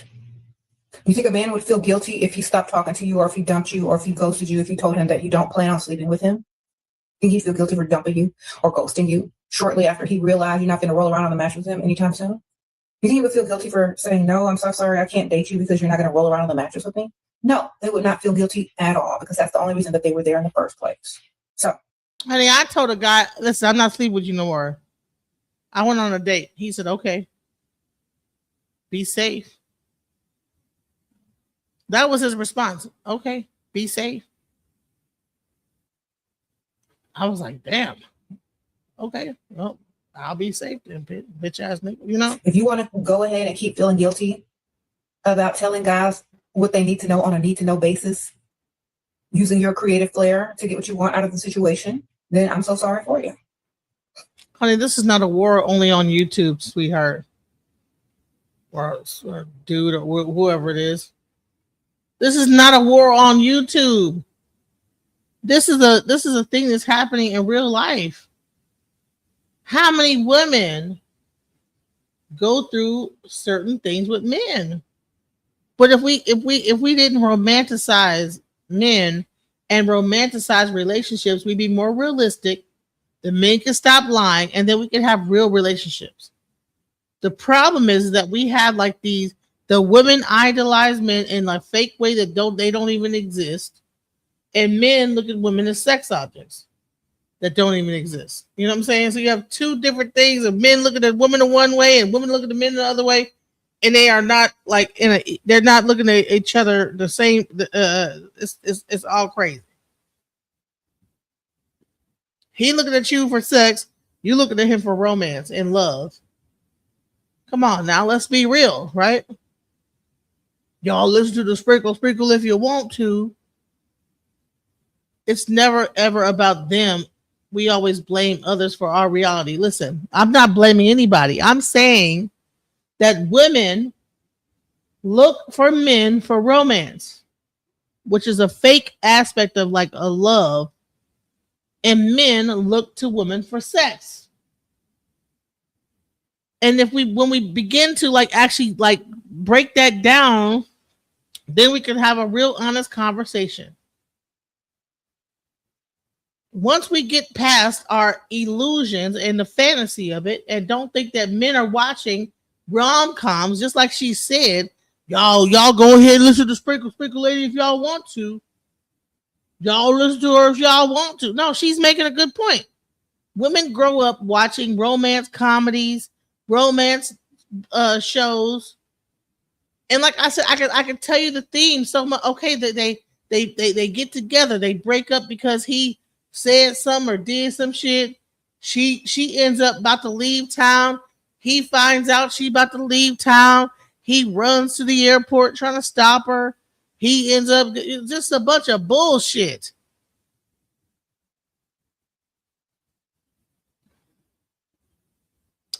I mean, every time you look at a live, but this is not the live of me just only taking the woman's side or the male side. I'm saying that both sides are in delusion because either side don't know what the other side wants. Men want to fuck. Women want love. How do we meet in the middle? Let's go. But you never play fair in an unfair world, ma'am. It don't matter how good of a woman you think you is. It don't matter how loyal, how faithful, how much you cook, clean, keep yourself together. See, Miss Mooney Long, she has learned what I have learned, the same information that Shira has learned, and is teaching people, trying to teach these young girls. This idea of love when it comes to a man is falsified. Okay, so that woman, I just played a whole video of a woman that went on that bus wanting to fuck too. She drank some Casamigo, braided a nigga's hair, fucked the dude. Honey got too drunk. And you know what they painted her as a whore. So she might have wanted to fuck, but she didn't want to be treated the way she got treated afterward. She don't even know what's going on. So yeah, a woman might want to fuck, but I don't think they understand the ramifications of just wanting to fuck. Unless you're getting paid for it, you're a prostitute, or there's some kind of exchange going on. You're pretty much trying to be with that person. I don't know what that's a lie. Anyone saying they just fucking for fucking, they're lying. If you ain't getting paid for that shit, you fucking because there's a prospect that you like that guy. Especially if he lays it down right, you're gonna want to be with that guy. So I don't know what you guys know, but y'all need to like really study women because y'all probably ain't getting enough pussy to really understand how women really are. Let's go. You have been lied to. Pretty much what she's saying is, look, I've learned, because she's been married for years. She's pretty much saying, look, I did everything that I thought was possible to keep a man. I made sure I looked good. I cooked, I cleaned, I held them down. I did everything. All what these men are saying, I need a woman to do da-da-da-da. She did it. And she said at the end of the day, men gonna be men. They still gonna cheat. Listen, there's exceptions to every rule. I never said all men. Every time you talk about this shit, people want to go with the not all. That is obvious. Let's not be just so remedial that we know it's not all. There's exceptions to anything. A clock is right 2 times a day. Let's not state the obvious, okay? Not all, obviously. No one's saying all. When people say men, I guess they have to like generalize, but let's go. They still gonna lie. You could do everything you think, and they still gonna do what they want to do. So she was at the tail end of that video was saying she don't believe in love. Do you have evidence of that? How do you know? How do you know that she doesn't have people that saying that they got married with their spouse after listening to her? So you don't have any evidence of that. So you're just saying something because it sounds good. That's they keeping women single based on what? What evidence? Show me some data that says that she's keeping women single. Go give me a report on like people that watch her channel, how many are single and how many got married after a certain amount of time. I don't know. I believe that you are just pulling something out of your ass. You don't even know what's but it's a fairy tale. And a lot of the reasons why women do believe in fairy tale love with men is because of Disney. It's because of what they were taught when they were girls. What the media pushed out to you. Disney told you, oh, love between a man and a woman can exist. Genuine, true love, it doesn't exist with men. And the moment that a lot of these young girls and just women, it ain't even the young girls, it's older women too. When you finally truly accept that authentic love with a man will never exist, it's always going to be conditional. This is why Shira 7 say, make sure before you even get in anything with a man, you understand what you're trying to get out of it. If you're trying to get a lifestyle, make sure you get that lifestyle. If you're trying to get some money, make sure you get that money. Because even she know genuine, authentic love don't exist. Because even with her husband used her to make himself look better. He didn't really love Shira for who she was, and Shira knew that. So she said, okay, you want me around because I make you look better to your peers and your friends and for your business? Cool. I'm going to make sure you pay for my life. The women who try, they know authentic, true love with men don't exist. That's why I'm not looking for anything with no man. Because unless I want to get something out of it. That would be the only reason why I would be in any relationship with a man, because I want a certain lifestyle. I want some money. Maybe he can help me with a business. Like he gonna have to do, because men cannot authentically love women without getting something out of it. They're conditional lovers. They're conditional. It's under certain conditions. And the moment women really wake up to that and stop thinking, well, there's just, I'm gonna come across the one. Please. These women are trying to tell y'all gonna have to keep getting hurt to truly understand what's really happening. You know that feeling you get when you have a crush? But hold on. So are you saying that men are not conditional? You're saying that they're not conditional in their love. Then why don't we see more men in love? Why don't we see more of that type of behavior? Let's go. Butterflies in the tummy. That shit's just hormones. Love is not fucking real. Romance was created for and by men. Historically, women wanted to date noble men. We wanted to date men that could offer us things, that had skills. So all these broke men were like, well, how are we supposed to secure women? So they literally made up romantic love. Women used to primarily pick and choose their partners, and now men do. But not every man is owed a woman or fucking deserves one. So now we've got incels out here breeding when they were supposed to just die out. So when you're like, but daddy, I love him, I can't leave him. No, you don't. It's that oxytocin going off in your body. Love is an action. It is what you do for people. There's no knight in shining armor on a white horse that's going to come save you. Ever. It's delusion. As women all over the world, we are sold this dream that, you know, there is this Prince Charming that is going to come and save us. You realize that when you ask a woman what love is, like her description of love is going to be very different from the answer you'll get from a guy. If you ask a man, their view on love, what love is totally different. It is completely different. Men's love is conditional. Men's love is transactional. That's just the bitter truth. It is us who believe in the whole, you know, unconditional love. And I think it's like that because women are able to give birth, you know, women are able to produce life. And because of that, you're able to experience unconditional love. I, for one, I believe that the only form of unconditional love is the love between a mother and her child. That is the only form of unconditional love. Any other love is going to be conditional. It is going to be conditional. I don't care how much that man tries to convince you that his love is unconditional and you're the only woman he'll ever see, you're the only woman he'll ever love.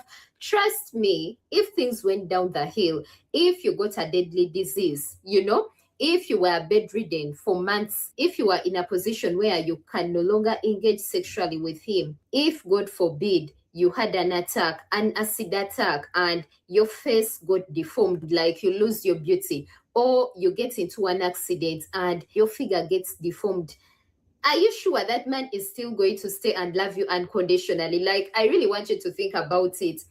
Do you really think that man is going to stay faithful and, you know, commit to you through all that? Are you really sure that that man? Do you? I mean, that's an actual statistic, like statistical fact that majority of men leave when a woman gets sick, ill, whatever, incapacitated. Yeah, that is the majority. That's based on statistical, like, you know, yeah. So let's go. Is not going to go out there and get another woman, because that is what unconditional love is all about. And unfortunately, it does not exist. If you ask me, like, no man is going to stay with you through all that. Before you know it, he's on to the next. Like, that's just the bitter truth. Most women get played because they don't know that dating is a game. And I know the lover girl is going to be like, why does dating have to be a game? Why can't we just be real about our feelings? Because guess what, sweetheart? Men are not real. They are the creators of manipulation. That's why it starts with a man for a reason. And you have been programmed with this brainwashing belief, which is called romanticism. And that is for broke men to bribe you with this romantic love, to give you crumbs, to sell you this dream, this fantasy of a Prince Charming coming to save you from yourself. Until you lose that hope of thinking that someone is supposed to save you from yourself, you are going to operate in this state of desperation. You will always end up losing in this game because it is rigged for women, and you give so much of yourself. You overextend yourself. You ignore the red flags because you want this aspiration of love so desperately bad. But until you realize that dating is not a priority, not even a purpose, it is probably just something to do when you have nothing to do. You can get into this dating world and just experience, have fun, not take these hoes so seriously. But women are so green, they'll let anybody get in between.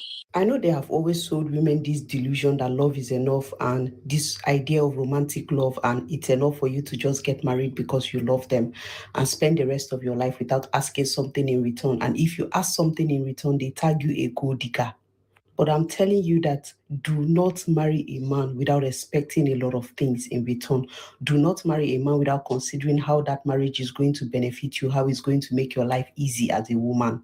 Because I can guarantee you that no man is marrying you simply because of love. They have calculated what they will gain from you. And that is because no love is unconditional. So stop falling for that delusion of, oh, love is enough. When you just love him, you marry and spend the rest of your life with him. Do not care about money. Do not care about what you will gain. People that care about are gold digger. Be a gold digger. And I'm not saying that love. And let me also say this, is that I've heard from people in Africa that talk about, like, African women ain't going for that. African women do not date for love. They don't marry for love. They marry for what you could do, period. In Africa, Tanzania, like, I know a person that lives in Tanzania. He says straight up, an African woman is going to date you or marry you or whatever based on what your capacity of doing for them, period. They're not going to date you because they love you. Love is not the concept in African diaspora. Let's go. Love is not beautiful. Love is beautiful. Love is amazing. But love is not enough. You need much more than love. You need stability. You need someone that can make your life easier. You need it. I'll be on Friday. If I were to get every other married day. to a man, I won't be on I would tomorrow, only but be I'll be marrying on a man Friday. who is putting land, properties, and assets in my name. Oh, sorry, what's funny? You know what, that's interesting that we're laughing about that, because it sounds ridiculous, right? The idea that a woman would want security when we know that men are unreliable. Not only are they unreliable, they are a woman's apex predator. That's right, the man you're laying with could kill you. And so when we are encouraging women to get married, we are encouraging women to step 1 inch closer to our death.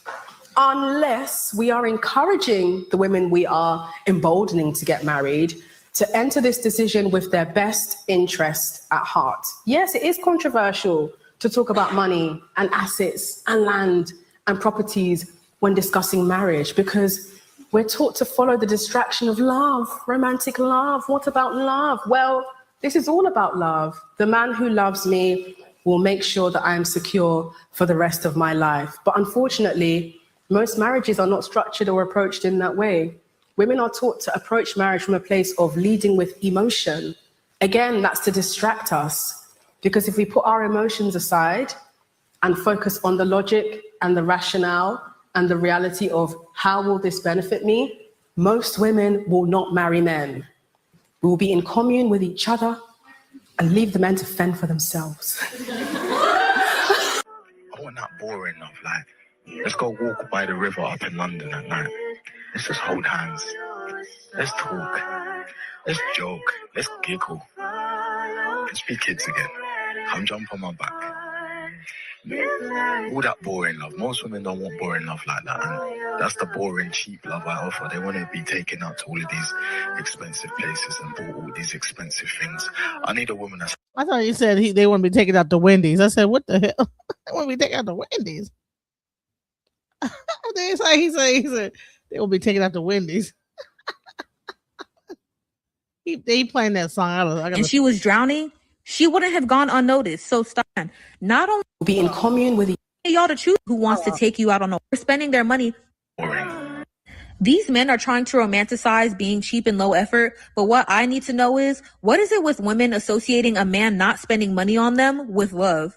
Like, when did that cultural shift happen? Because the thousands of women in that comment section swear that this is true love. And I don't understand why, because these men who y'all are going on the walk dates with and going 50-50 with, will literally take the money they're not spending on you, look you dead in your face, take the half or however much they're not spending on you just to go do the very thing they told you they didn't want to do with another woman. And I've seen this happen multiple times firsthand. Not only that, but there's literally subreddits full of women who found out that their boyfriends or husbands were spending their money thousands of dollars to impress another woman. Like, do y'all not remember that video of that woman who got on here crying, begging her husband to take her on a trip out of the country? And he kept saying, no, we don't need to do that. No, that's not necessary. And the moment they split, he took the next woman on the very same vacation she had been begging him to take her on.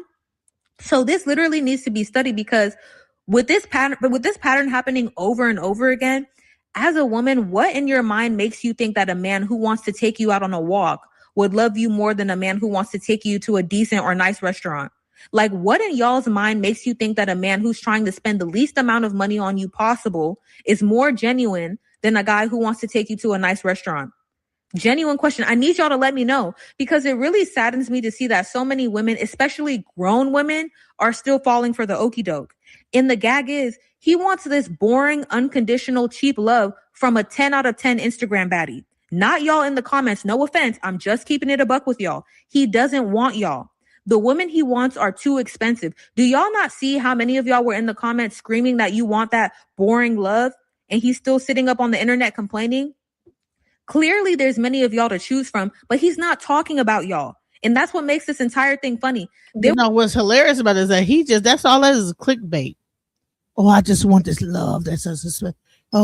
Oh yes, I just want to like walk to the park and I just want, eat strawberries and make daiquiris and milkshake.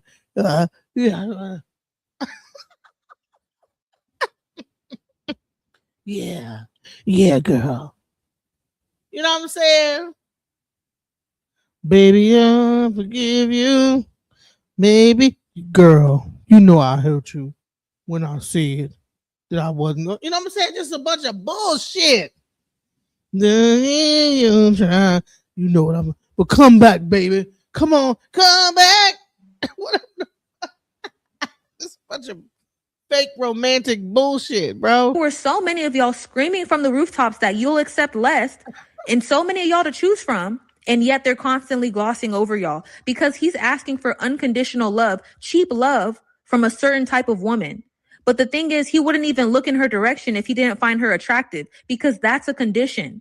They want unconditional love from your end, but you have to look good. Their friends have to think you look good. You have to be a certain way, a certain age. And you better not find out you have cancer, because statistically, they're quick to leave a woman after she's been diagnosed. And all of these things are conditions, y'all. Unconditional love does not exist. Say it with me. Unconditional love does not exist. They're just trying to scam y'all out of your labor and your pants. That's it, and that's all. They don't want your labor. Anytime they want the kitty cat, honey. They don't want your labor. They want that punani. They don't want nothing else but the punani. I mean, they can like wash their own dishes and cook their own food. I mean, guys are the best barbecuers ever. They want the pussy. And they're willing to do anything for it. But here's the thing. Dudes will fuck a fucking can of like beans if you don't like, if no one's looking. And they can look left and right, nobody sees them. They'll fuck a fucking strawberry cake. Men will fuck a goddamn a bag of like fucking wet Doritos. Okay, you hear me? They'll take some noodles and put some fucking like, come on. They'll fuck a fucking a pot of noodles. A sock with Vaseline in it. They'll fuck a sock. I mean, have you actually ever seen some of the things that dudes will fuck? Like, they will fuck a lot of things. Men will fuck all type of shit. So having a pussy don't really mean anything either. Let's go. A man starts talking about unconditional love, stop and ask yourself, would this man be talking to me if I was much heavier than I am right now? Would this man be talking to me if I didn't look the way I look right now? Because y'all, an elderly lady literally drowned in a pool a couple months ago with men all around her, passing her by as she was fighting for her life, and none of them paid her any mind. I promise y'all, if she was young and attractive and she was drowning, she wouldn't have gone unnoticed. So stop falling for the okie doke, y'all. You know, one thing that really bothers me is the fact that women are always going to feel sorry for men who don't feel sorry for them. You know, a woman is always prioritizing how a man is going to feel before she can even do something that, you know, is beneficial to herself. She is always going to first think of how it's going to affect that man. The thing is, if the tables were to be turned, that man would never consider you or your feelings. He is going to consider himself. You know, we are always like, why are we always the ones that are considering? Men will prioritize what they feel important over any woman at any time for any reason. And women have to realize that, and they have to learn how to choose themselves. Choose yourself, ladies. Maybe I'll forgive you. Maybe you'll try. Girl, I told you. I just want you to come back, baby. Just come on back. Just come back, baby.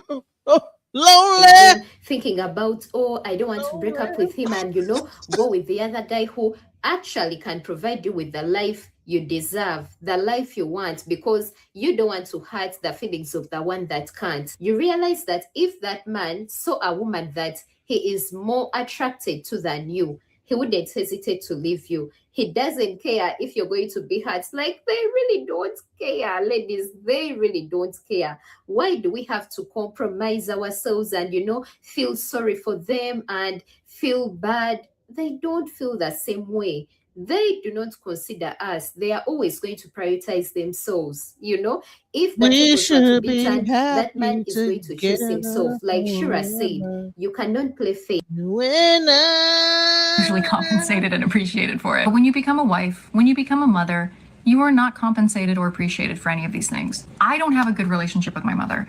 And the older I've gotten, the more I'm like, oh, okay. Even though I don't think she was a very good mother, it makes a lot of sense why she wasn't a good mother. Because what a thankless, shitty job for 98% of women who occupy it. And we're supposed to do it all with a smile on our face because love.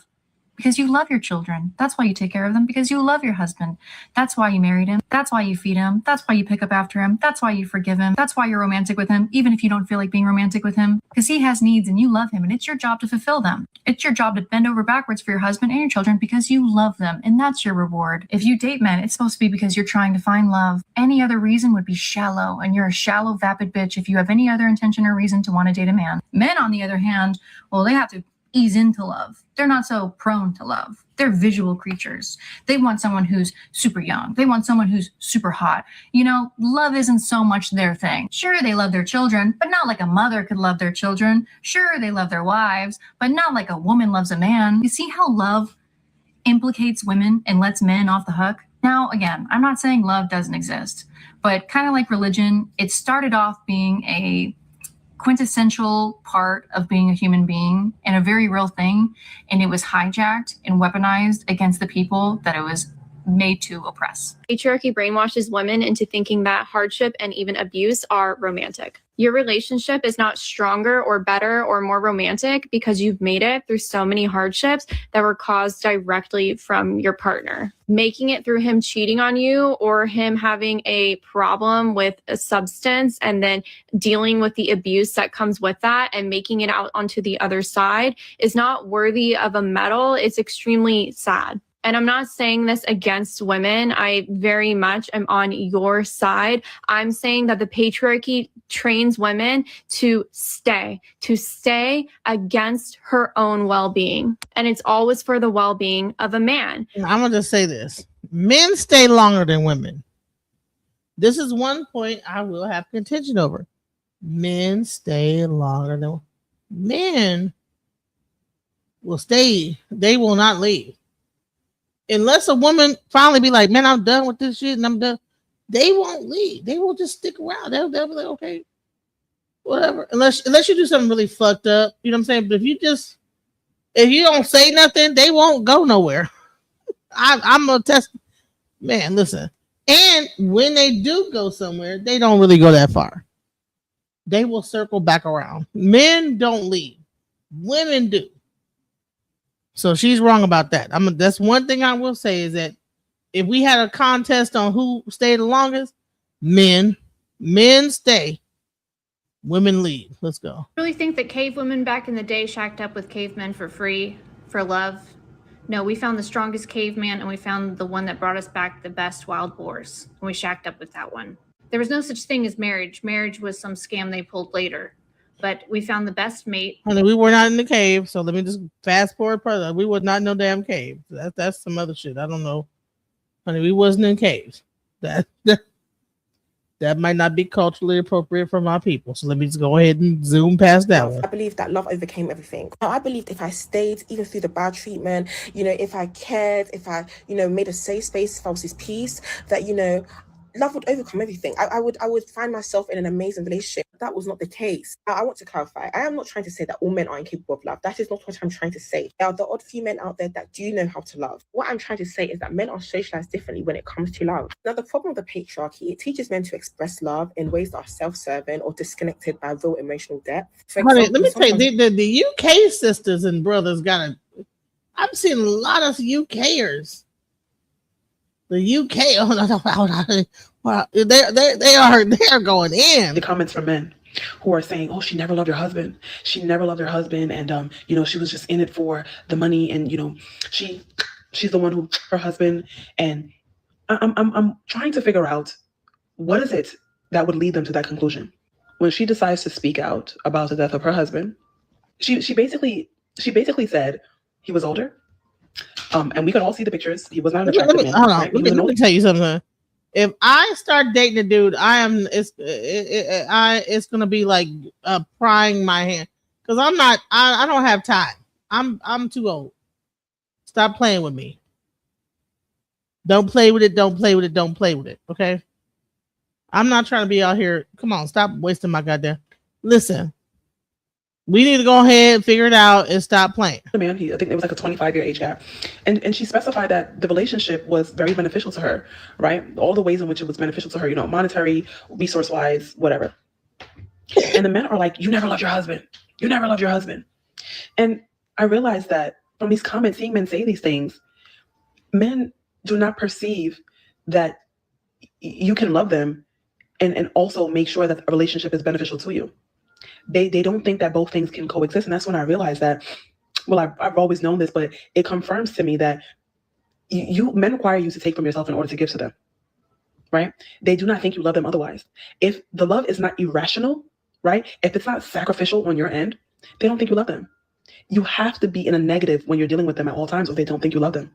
If you are a woman, therefore, women are the sole. Romance is a scam actively sold to women to keep us hungry, to keep doing the bidding of the patriarchy. And I know this because nearly every married woman, especially those who have been married for a while, have told me that marriage is not a romantic relationship. The butterflies do wear off and you're just living with someone who is your friend, or in many cases, your worst nightmare. So I have actually asked, and this is what they have told me. So I do wonder why romantic love is actively sold to women when the end goal, marriage, is not a romantic relationship. So romance basically gets you there, and then you get locked in to do the bidding of the patriarchy. Romance is sold to women so that we enter marriages and do labor. We already know that the patriarchy thrives off the back of women's unseen, unpaid, unacknowledged labor. Nearly every single human being walking the earth today came from a woman. Therefore, women are the sole active contributors to the workforce and capitalism. The workforce is alive today because of women's wombs and women's bodies. And people, especially men, will argue that men contribute too.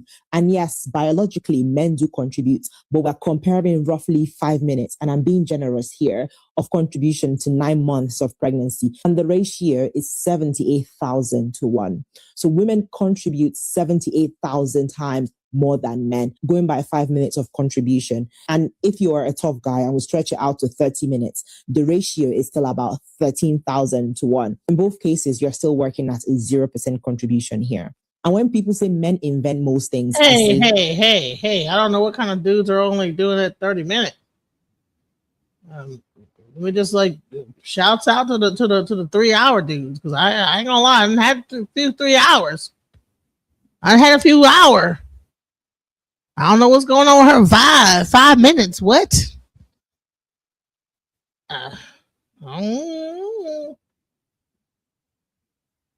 I mean, I've had a few fight. I ain't gonna lie. I've had some like 1 minute. You know what I'm saying?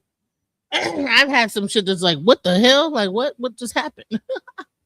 But you know, after that 1 minute, then just wait and he'll do longer. It might last about an hour or two, but that first one might be like, and might be about 1 or 2 minutes, and then after that, you gotta wait. So the first one will be 1 or 2 minutes. Wait, and then he'll get it back. Then that second one will be like longer. But normally the first one is kind of like quick. You know what I'm saying? Because for whatever reason, I don't know why, but you know, I've had a few situations like that was like real quick, like five. So yeah. Women invent men. Women literally manufactured 8 billion people and the workforce. Romance is a very fleeting feeling. It gets you attached to someone to then choose to tolerate them for life. Sometimes they end up being disappointing or just average. And by the time you realize you've already done the most significant labor, which is giving birth, raising children, pouring your all into a family that benefits others more than it benefits you. I mean, all we get is fulfillment, yet another intangible feeling. And the conditioning is so strong that even intelligent women fall for it. I wouldn't even put it past myself to fall for it too. People are going to keep repeating the cycle. I mean, you know, listen, maybe I'm because I'm old. I'm not fixing to fall into no like traditional role. Anybody with me, I'm at the time frame now. We're gonna probably be traveling, doing this and that. I'm not fixing to be cooking and being Molly housewife. You know what I'm saying? So it depends on where you are in life. You know, if you're younger, a lot of these people are old as hell, like talking like they're like 20. Like, ma'am, you're past that time frame of you know what I'm saying? Like, anyways, I don't want to be rude. Let's get into this other subject. Let's go into this. What do men bring to the table? Because a lot of time men will ask, well, what do you bring to the table? Well, what do men bring to the table? You know what I'm saying? Before I go, let's go.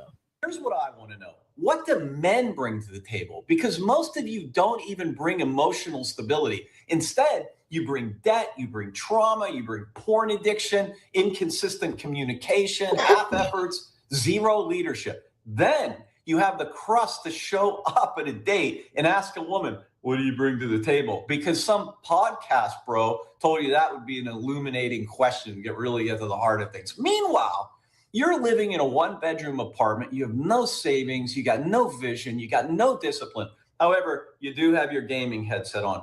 Listen, the male loneliness epidemic is happening for a reason. And that reason is because women continue to advance forward and gain standards. Yes, they're earning more and more money. They don't really need you. Meanwhile, you're going backwards. Well, listen, you're going in the opposite direction. You're getting what you deserve. Hey guys, welcome and welcome back to my channel. If you are new, my name is Maxine, and if you're a returning viewer and subscriber, welcome back. As you can see from the title and from the video just now, we are going to be talking about men's favorite question. Let's give it out for Maxine. She's so pretty. Shouts out to her. I think she is so beautiful. And I love the fact that she has her gray hair. You know what I'm saying? She don't give a fuck. She got her gray, she's graying. She just put the gray hair in. Bump it. You know what I'm saying? She's beautiful to me. Let's go. Except today we're reversing it. What do you bring to the table? You know, personally, no one has ever asked me that question. But if someone should, I would just simply ask them, what is it you think that you are lacking that you think I might be able to help you with? And then we can go from there. Because obviously you think you're lacking something and your table is not full enough, or you can't manage to fill your table by yourself. So you feel like you need my help for something. So let's start there. Serious question. What do men bring to the table? I'm really not being facetious at all. Like, tell me, give me a list, and not give me like, oh, we are the table. Like, what do men bring of actual value to women inside of relationships, dating, marriage? Because it's pretty obvious to me what many men, not all men, but many men see as the most valuable thing in a romantic relationship is unlimited and ongoing access to a woman's body. They want to guarantee that it's always going to be there enthusiastically. However, those same men are not at all willing to put forth any effort to ensure that supply flow, and they get big mad when women actually want something from them. They are like indignant. So that reaction would imply that those men already think that they are bringing enough. So what is it exactly that they think is enough that would motivate women to give them unlimited, unquestioned supply of her own body? Okay, so do you see, first of all, the hatred, right? Okay, obvious. Do you see how she has it flipped, though? Do you see how there's no self-awareness? How many women do we have on video saying, I am the table? Oh, really? What do I bring to the table? This. How many times? How many times did we do it? So she is saying that God, I've never encountered a video of a guy being like this, right? Never, not one time. I'm sure there's one out there, but they do it all. Video after video after video. So she has it completely backward, actually. She has no self-awareness about what modern women are doing in relationships, which is that they're showing up and demanding, you got to make this amount of money. You got to provide and protect. You got to do all these things for me, right? You got to be a man of honor. You got to be in shape. You got to be able to take care of the family. You got to do all these things, right? But what do I have to do? Nothing. I don't have to do anything. Why would I have to do anything for a man? It's all over the place. From, the Tommy Lauren video that we covered all the way down to TikToks everywhere. So she's not paying attention, right? Why? Because it's not convenient. So what does a good quality man bring to the table? He provides for his family financially. And if you're, living in your feminine, maybe you're not doing that. Maybe you're not doing the masculine climb, honey, right? He's providing for his family. He's in shape. He is in shape. He's able to protect his family. If someone, any number of instances that arise, he's in good enough shape to keep the bad folk away, right? He is a source of stability. He is a source of strength. He loves his wife. He is so many things. He is the shoulder for her to cry on. That's right. I said it, right? He's reliable. He's dependable. He's sturdy, right? He's not an emotional basket case. He's sturdy. All of those things a good man would bring to the table. And that good man would expect you to bring other things to the table, not those things, because you're not a man, right? And why does he need it in you if he can do it himself? But other things. The problem arises not the way she's describing it, but that you do have a lot of good men doing this. And you have women saying, I'm cute. Like, is there anything, like I have to do more, right? With the dumb, doe-eyed, right? You know it. You've seen it. You've been on the dates. You've seen it. Also, this idea that women who can't stand men, these resentful women, that it should somehow be like guys have to earn you having sex with them. Honey, I don't know how to break it to you, but women who love their husbands want to have sex with them. We want to do it. We're attracted to them. We love them. We are so appreciative of what they bring to the table. We bring different things to the table. The attraction is there. And it's amazing. It's not like, did you do enough for me to make me take my clothes? It's not, you're not a prostitute, honey. It's not a business transaction. Holy crap. What the hell advice is this to women? I don't know how old she is, but I'm not young. I'm happy to go toe to toe, honey. You want to come on the show? We'll have a conversation about what men bring to the table, what women bring to the table. Let's do it. Let's do it. I'm sure she'll see this. Open invite. I'll get a nasty, email and then, hey, you want to come on the show? Crickets. I love it. This idea that men are making no effort is just not true. It's just not true. There are a lot of guys who aren't approaching you anymore because they got tired of your shit, right? They got tired, right? And that's a separate problem and a separate conversation. While I can agree with some of the things that this woman just said, I just get the feeling that she completely does not like women. I don't know. I feel like every time a woman says something, she has to rebut in the support of men. I don't understand it. It's like she's not even willing to hear a woman out at all. She can't seem to see any issues at all that a woman might bring to the table. And it's crazy because this is a woman. And I'm sure she knows that the things that women are bringing up are actually happening out there. But for whatever reason, she is diehardedly supporting men. And I'm sure she thinks that it's all men that are good out there. Because the way she speaks, it's like, I don't know what you're talking about. All men that I have heard of or that I know are absolutely wonderful. They're providers and protectors. They are upstanding. They're supporting their children. They're supporting their women. So you are completely crazy for seeing men the way that you are. I don't know. I just get the feeling that she is not even going to give air to a woman at all, no matter what. So I've read through most of the comments where people were talking about the benefits to the woman in traditional marriage nowadays. Feeling like there's not much of an argument for the women to get married nowadays. The common theme was that men can bring financial stability, they bring money. More and more women are out earning their partners now. If his biggest offering is his paycheck, but her paycheck is significantly larger than his, but then she comes home from work like he does, and then she's doing most of the household duties. She's planning everything. She's got the invisible mental load that she's carrying and planning for everything. And he's resting, or he's going to the gym while she's cooking dinner, and he's not contributing more than his part of the finances. What is he really contributing? Because she doesn't need that.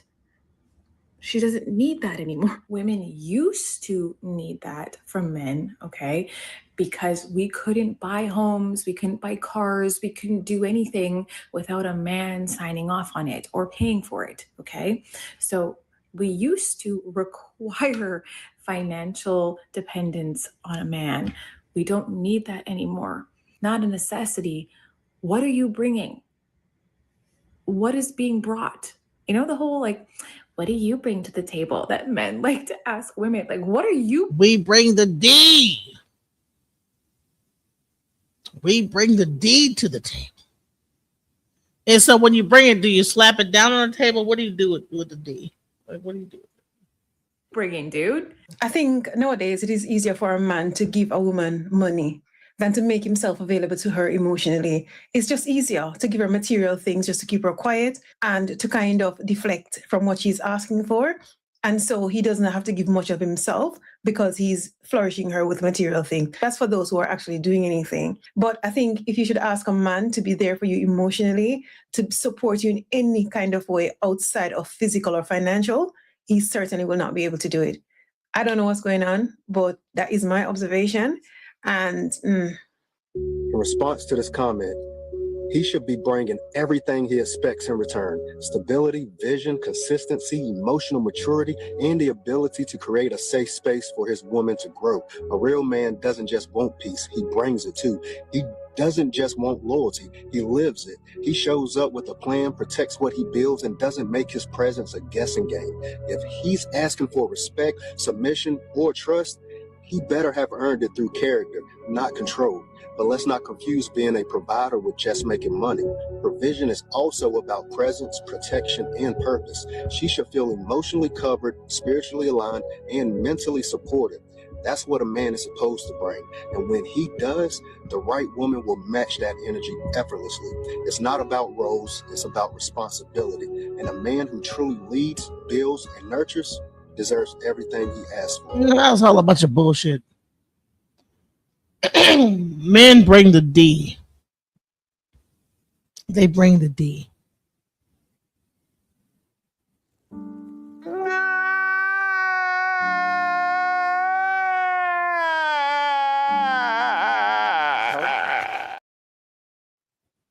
That's all they're gonna bring is the D.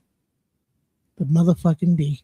those are the things that he's supposed to bring, but is he actually bringing those things though? I think if this man listed 10 things, a lot of the men of today can only actually bring 4 or 5 out of the 10. And that is being generous. All men do is talk about what women bring to the table. I want to ask the men, what do men bring to the table? Look, got you. You don't even know. You don't even know the question. I heard you. I just suck my teeth. What you suck your teeth for? Tell us. What are some things that y'all bring to the table? Protection, provision, emotional maturity, stability, supportiveness. I bring kindness, humor. I listen. I'm aware. I'm assertive. I'm a leader, father, partner. Talk about himself now. Now I did ask him about themselves. Yeah, say what you bring to the table. That's what I'm bringing. I thought he's just asking a question in general. I didn't think it was like a person. No, I do want to get to that. I think for myself, I would say problem solving, resilience, patience. Man. Bullshit. They bring the D. That's all they bring is the D, bro. All that bullshit. patience, resilience, Sicilians, and Brazilian, the Brazilians, the Sicilians, and the Philians. We bring the D, bro. That's all they bring. We bring the D. Why gotta be so complicated?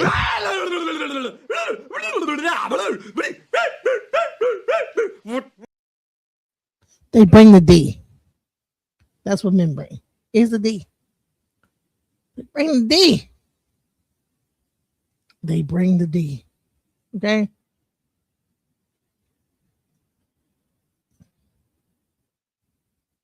We bring Rebellions. We bring Sicilians. We bring the Provolents, the Flobulents, and the Sloblets. He is very important to me. So, I would do everything in my ability to make sure my family and my wife is good. Clear difference when I ask the fellas what they bring. Nobody seemed to get triggered by that.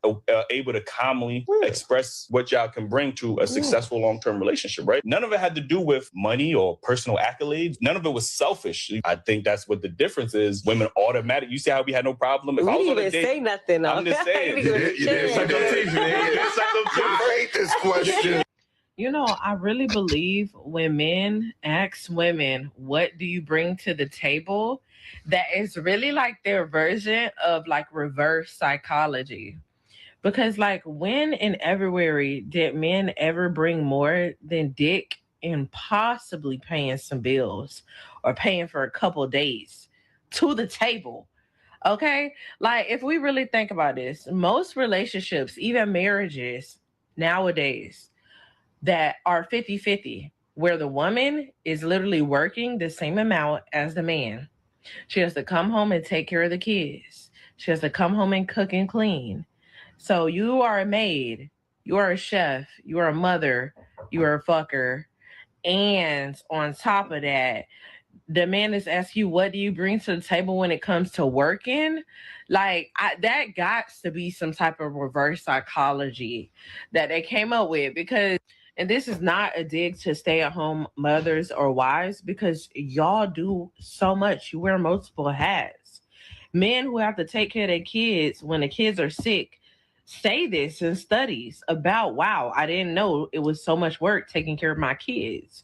But you really want to ask these women, whether you work or not work, what do you bring to the table? When I really feel like we need to be asking men more, what do you bring to the table? Because even when y'all bring dick to the table, if you look up research, 80% of women never, ever, ever have a big O. The first time they had a big O was through sexual toys, was through the rose, and not through you. So really, what are you bringing to the table? Y'all, I cracked the code. When men ask you stupid questions, you got to ask them smart questions because usually men who ask you stupid questions don't have answers to smart questions, which just shows that they stupid. So I was talking to this boy and he asked me their favorite question. What do you bring to the table? Unfortunately for all the women that date men, that's just going to be a question you're going to be asked at some point in time by one of these goofies. That's just what it is. That's just, I guess that's like your hazing question, like whatever. So off Bucks, I should have just stopped talking to him because I don't understand why y'all keep asking us what we bring to the table when everybody at the table is either going to come from me or come. All right. So anyway, I was in my let me play in this man face mode. So I responded and I said, I'm going to answer the question, but I have 3 questions for you that I need you to answer. Is that okay? He said, yeah, cool. What's up? I said, do you know how to change your cabin air filter? He said, cabin air filter? Like in the car? I said, yeah. He said, no, I just take it to the mechanic. I said, okay, cool. So do you know how to change your engine air filter? He said, no. What do I need to know that for? I said, okay, cool. So my last question before I answer your question. Do you know how to build a house? He said, do I look like I know how to build a house? I said, okay. Come on, nigga. He said, why are you asking me these questions? I said, for 2 reasons. Number 1, 2 of those 3 questions, I would have answered yes to. I know how to change my cabin air filter and I know how to change my engine air filter. So as a man, if you can't do what I can do and more, what are we doing here? And I said in number 2, my third question, do you know how to build a house? You asking me what I bring to the table. You don't know how to build a house. So where am I supposed to put this table? Under the bridge or in my apartment? What? You don't even know how to be a man, and you asking me. You I don't asking even know me how to build what a I bring table. to the table. Can you change a tire? Can you change a tire? Do you have insurance? Health insurance, dental insurance, car insurance, life insurance. How often do you go to the doctor? How often do you get your teeth cleaned? It's like all the stupid men got together and said, let's figure out the stupidest shit we can ask women to piss them off. Talking about, what do you bring to the table? Sir, the way that you're going, you're not even going to have anywhere to put the table. What does it mean to be a provider? Let's talk about, listen. And so then you got this dude that's be saying some crazy shit. Watch this dude. This dude is funny as hell. Watch this. A misandrist group chat of women leaked revealing them plotting against men. And for all of y'all that don't know what a misandrist is, it's the opposite of a misogynist. A misogynist is a woman-hating man. So a misandrist is a man-hating woman. But to be more specific to this is a group of funky black bitches not only talking down about black men to a white man, but plotting the elimination of all black men. Watch this whole ass shit right here, cake ass. Well, is there any women in here who don't want to deal with men, period, or is it just black men, or is it a mixture? It's just black men, and we actually want non-black men's help in this corrections that you speak of. So what are the corrections that you're looking for specifically? Force, because that's the only thing that's gonna work. But I mean, what are you looking for black men to arrive at? A place of understanding of like, what do you want to see? Well, we believe that there is no hope for them. That we don't believe in changing their minds. We don't. But I'm trying not to say what I really want to say because you're on stage. But if they could not exist, hey, we wouldn't be mad at. I think for me, I want the coddling culture to kind of stop. I think they get validated a little bit too much and they're not held accountable as much as white men, Hispanic men, Asian men. Like the legal system works in their benefit a little bit more than they think it does. They're seen as the ultimate, like most oppressed. And I think that coddling culture needs to stop and they need to be held accountable for their actions. Because we live in white male patriarchy, white men set what's socially acceptable. So with you all setting what's socially acceptable, the degenerate behavior of black male culture needs to be checked, and there needs to be more, because we're no longer looking for accountability from them because they've proven that they will not take accountability. We need the men who set the culture to make them take accountability by exacting some sort of consequence for perpetrating behaviors that are not socially acceptable because you all create the socially acceptable behavior. Nigga, do you believe these funky black bitches right here, cake ass nigga? First off, you won't find another group of women anywhere in the world disrespecting or plotting the demise, the elimination of their respected group partner. I'm talking about the man that has the most in common with them. The crazy part is how they want to run. You bring the D, bro. You bring the D. That's causing all the chaos in the black community. This is the motherfucker who set everything into motion to happen as it does. Motherfucker talking about you set the social standard. Where you think the black man got it from, fucking bitch? And this is not justifying the black man's actions because we have a lot of faults and we have a lot of flaws and we got shit that we need to fix. But you asking the white man to fix the black man funky bitch when the white man is the one who broke the black man funky bitch and keep breaking the black man funky bitch. And if you don't get your bitch ass in line, the black man would never be able to fix his motherfucking problem, funky bitch, because you are the biggest gatekeeper of white supremacy, as you can see, funky bitch. If this ain't the most slave-mindedest shit I've ever seen,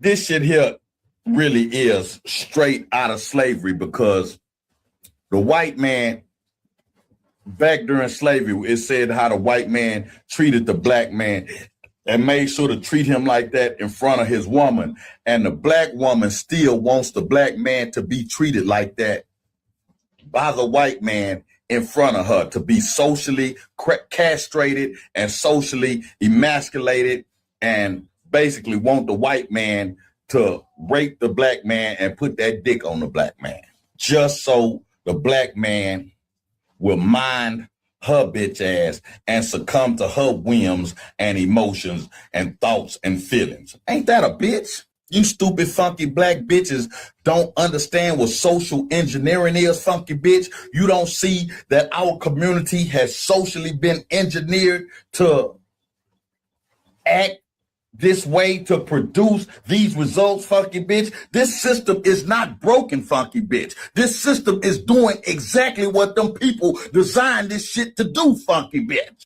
And I know a lot of people are gonna scream Willie Lynch. And then you got those that say Willie Lynch wasn't real and the letter wasn't real. But if Willie Lynch wasn't real, the idea of Willie Lynch show is real, and the effects of a Willie Lynch syndrome is definitely real. And I can hear all you funky black bitches. Well, what about you calling black women funky bitch? Because you is a funky bitch, funky bitch. But one thing I can say, I've never plotted your motherfucking demise, your harm, or your elimination, funky bitch. I call you a funky bitch out of love to educate you, funky bitch. And one thing I could probably motherfucking say, I didn't put dick on a white bitch. I didn't put dick on a Latino bitch. But I've never fell asleep with one of them in my arms and woke up to them, funky bitch. You black funky bitches is the only women on this planet that have a problem playing your motherfucking position, playing your role, doing what your natural born God-given motherfucking aesthetic is, funky bitch. And that's to be a motherfucking woman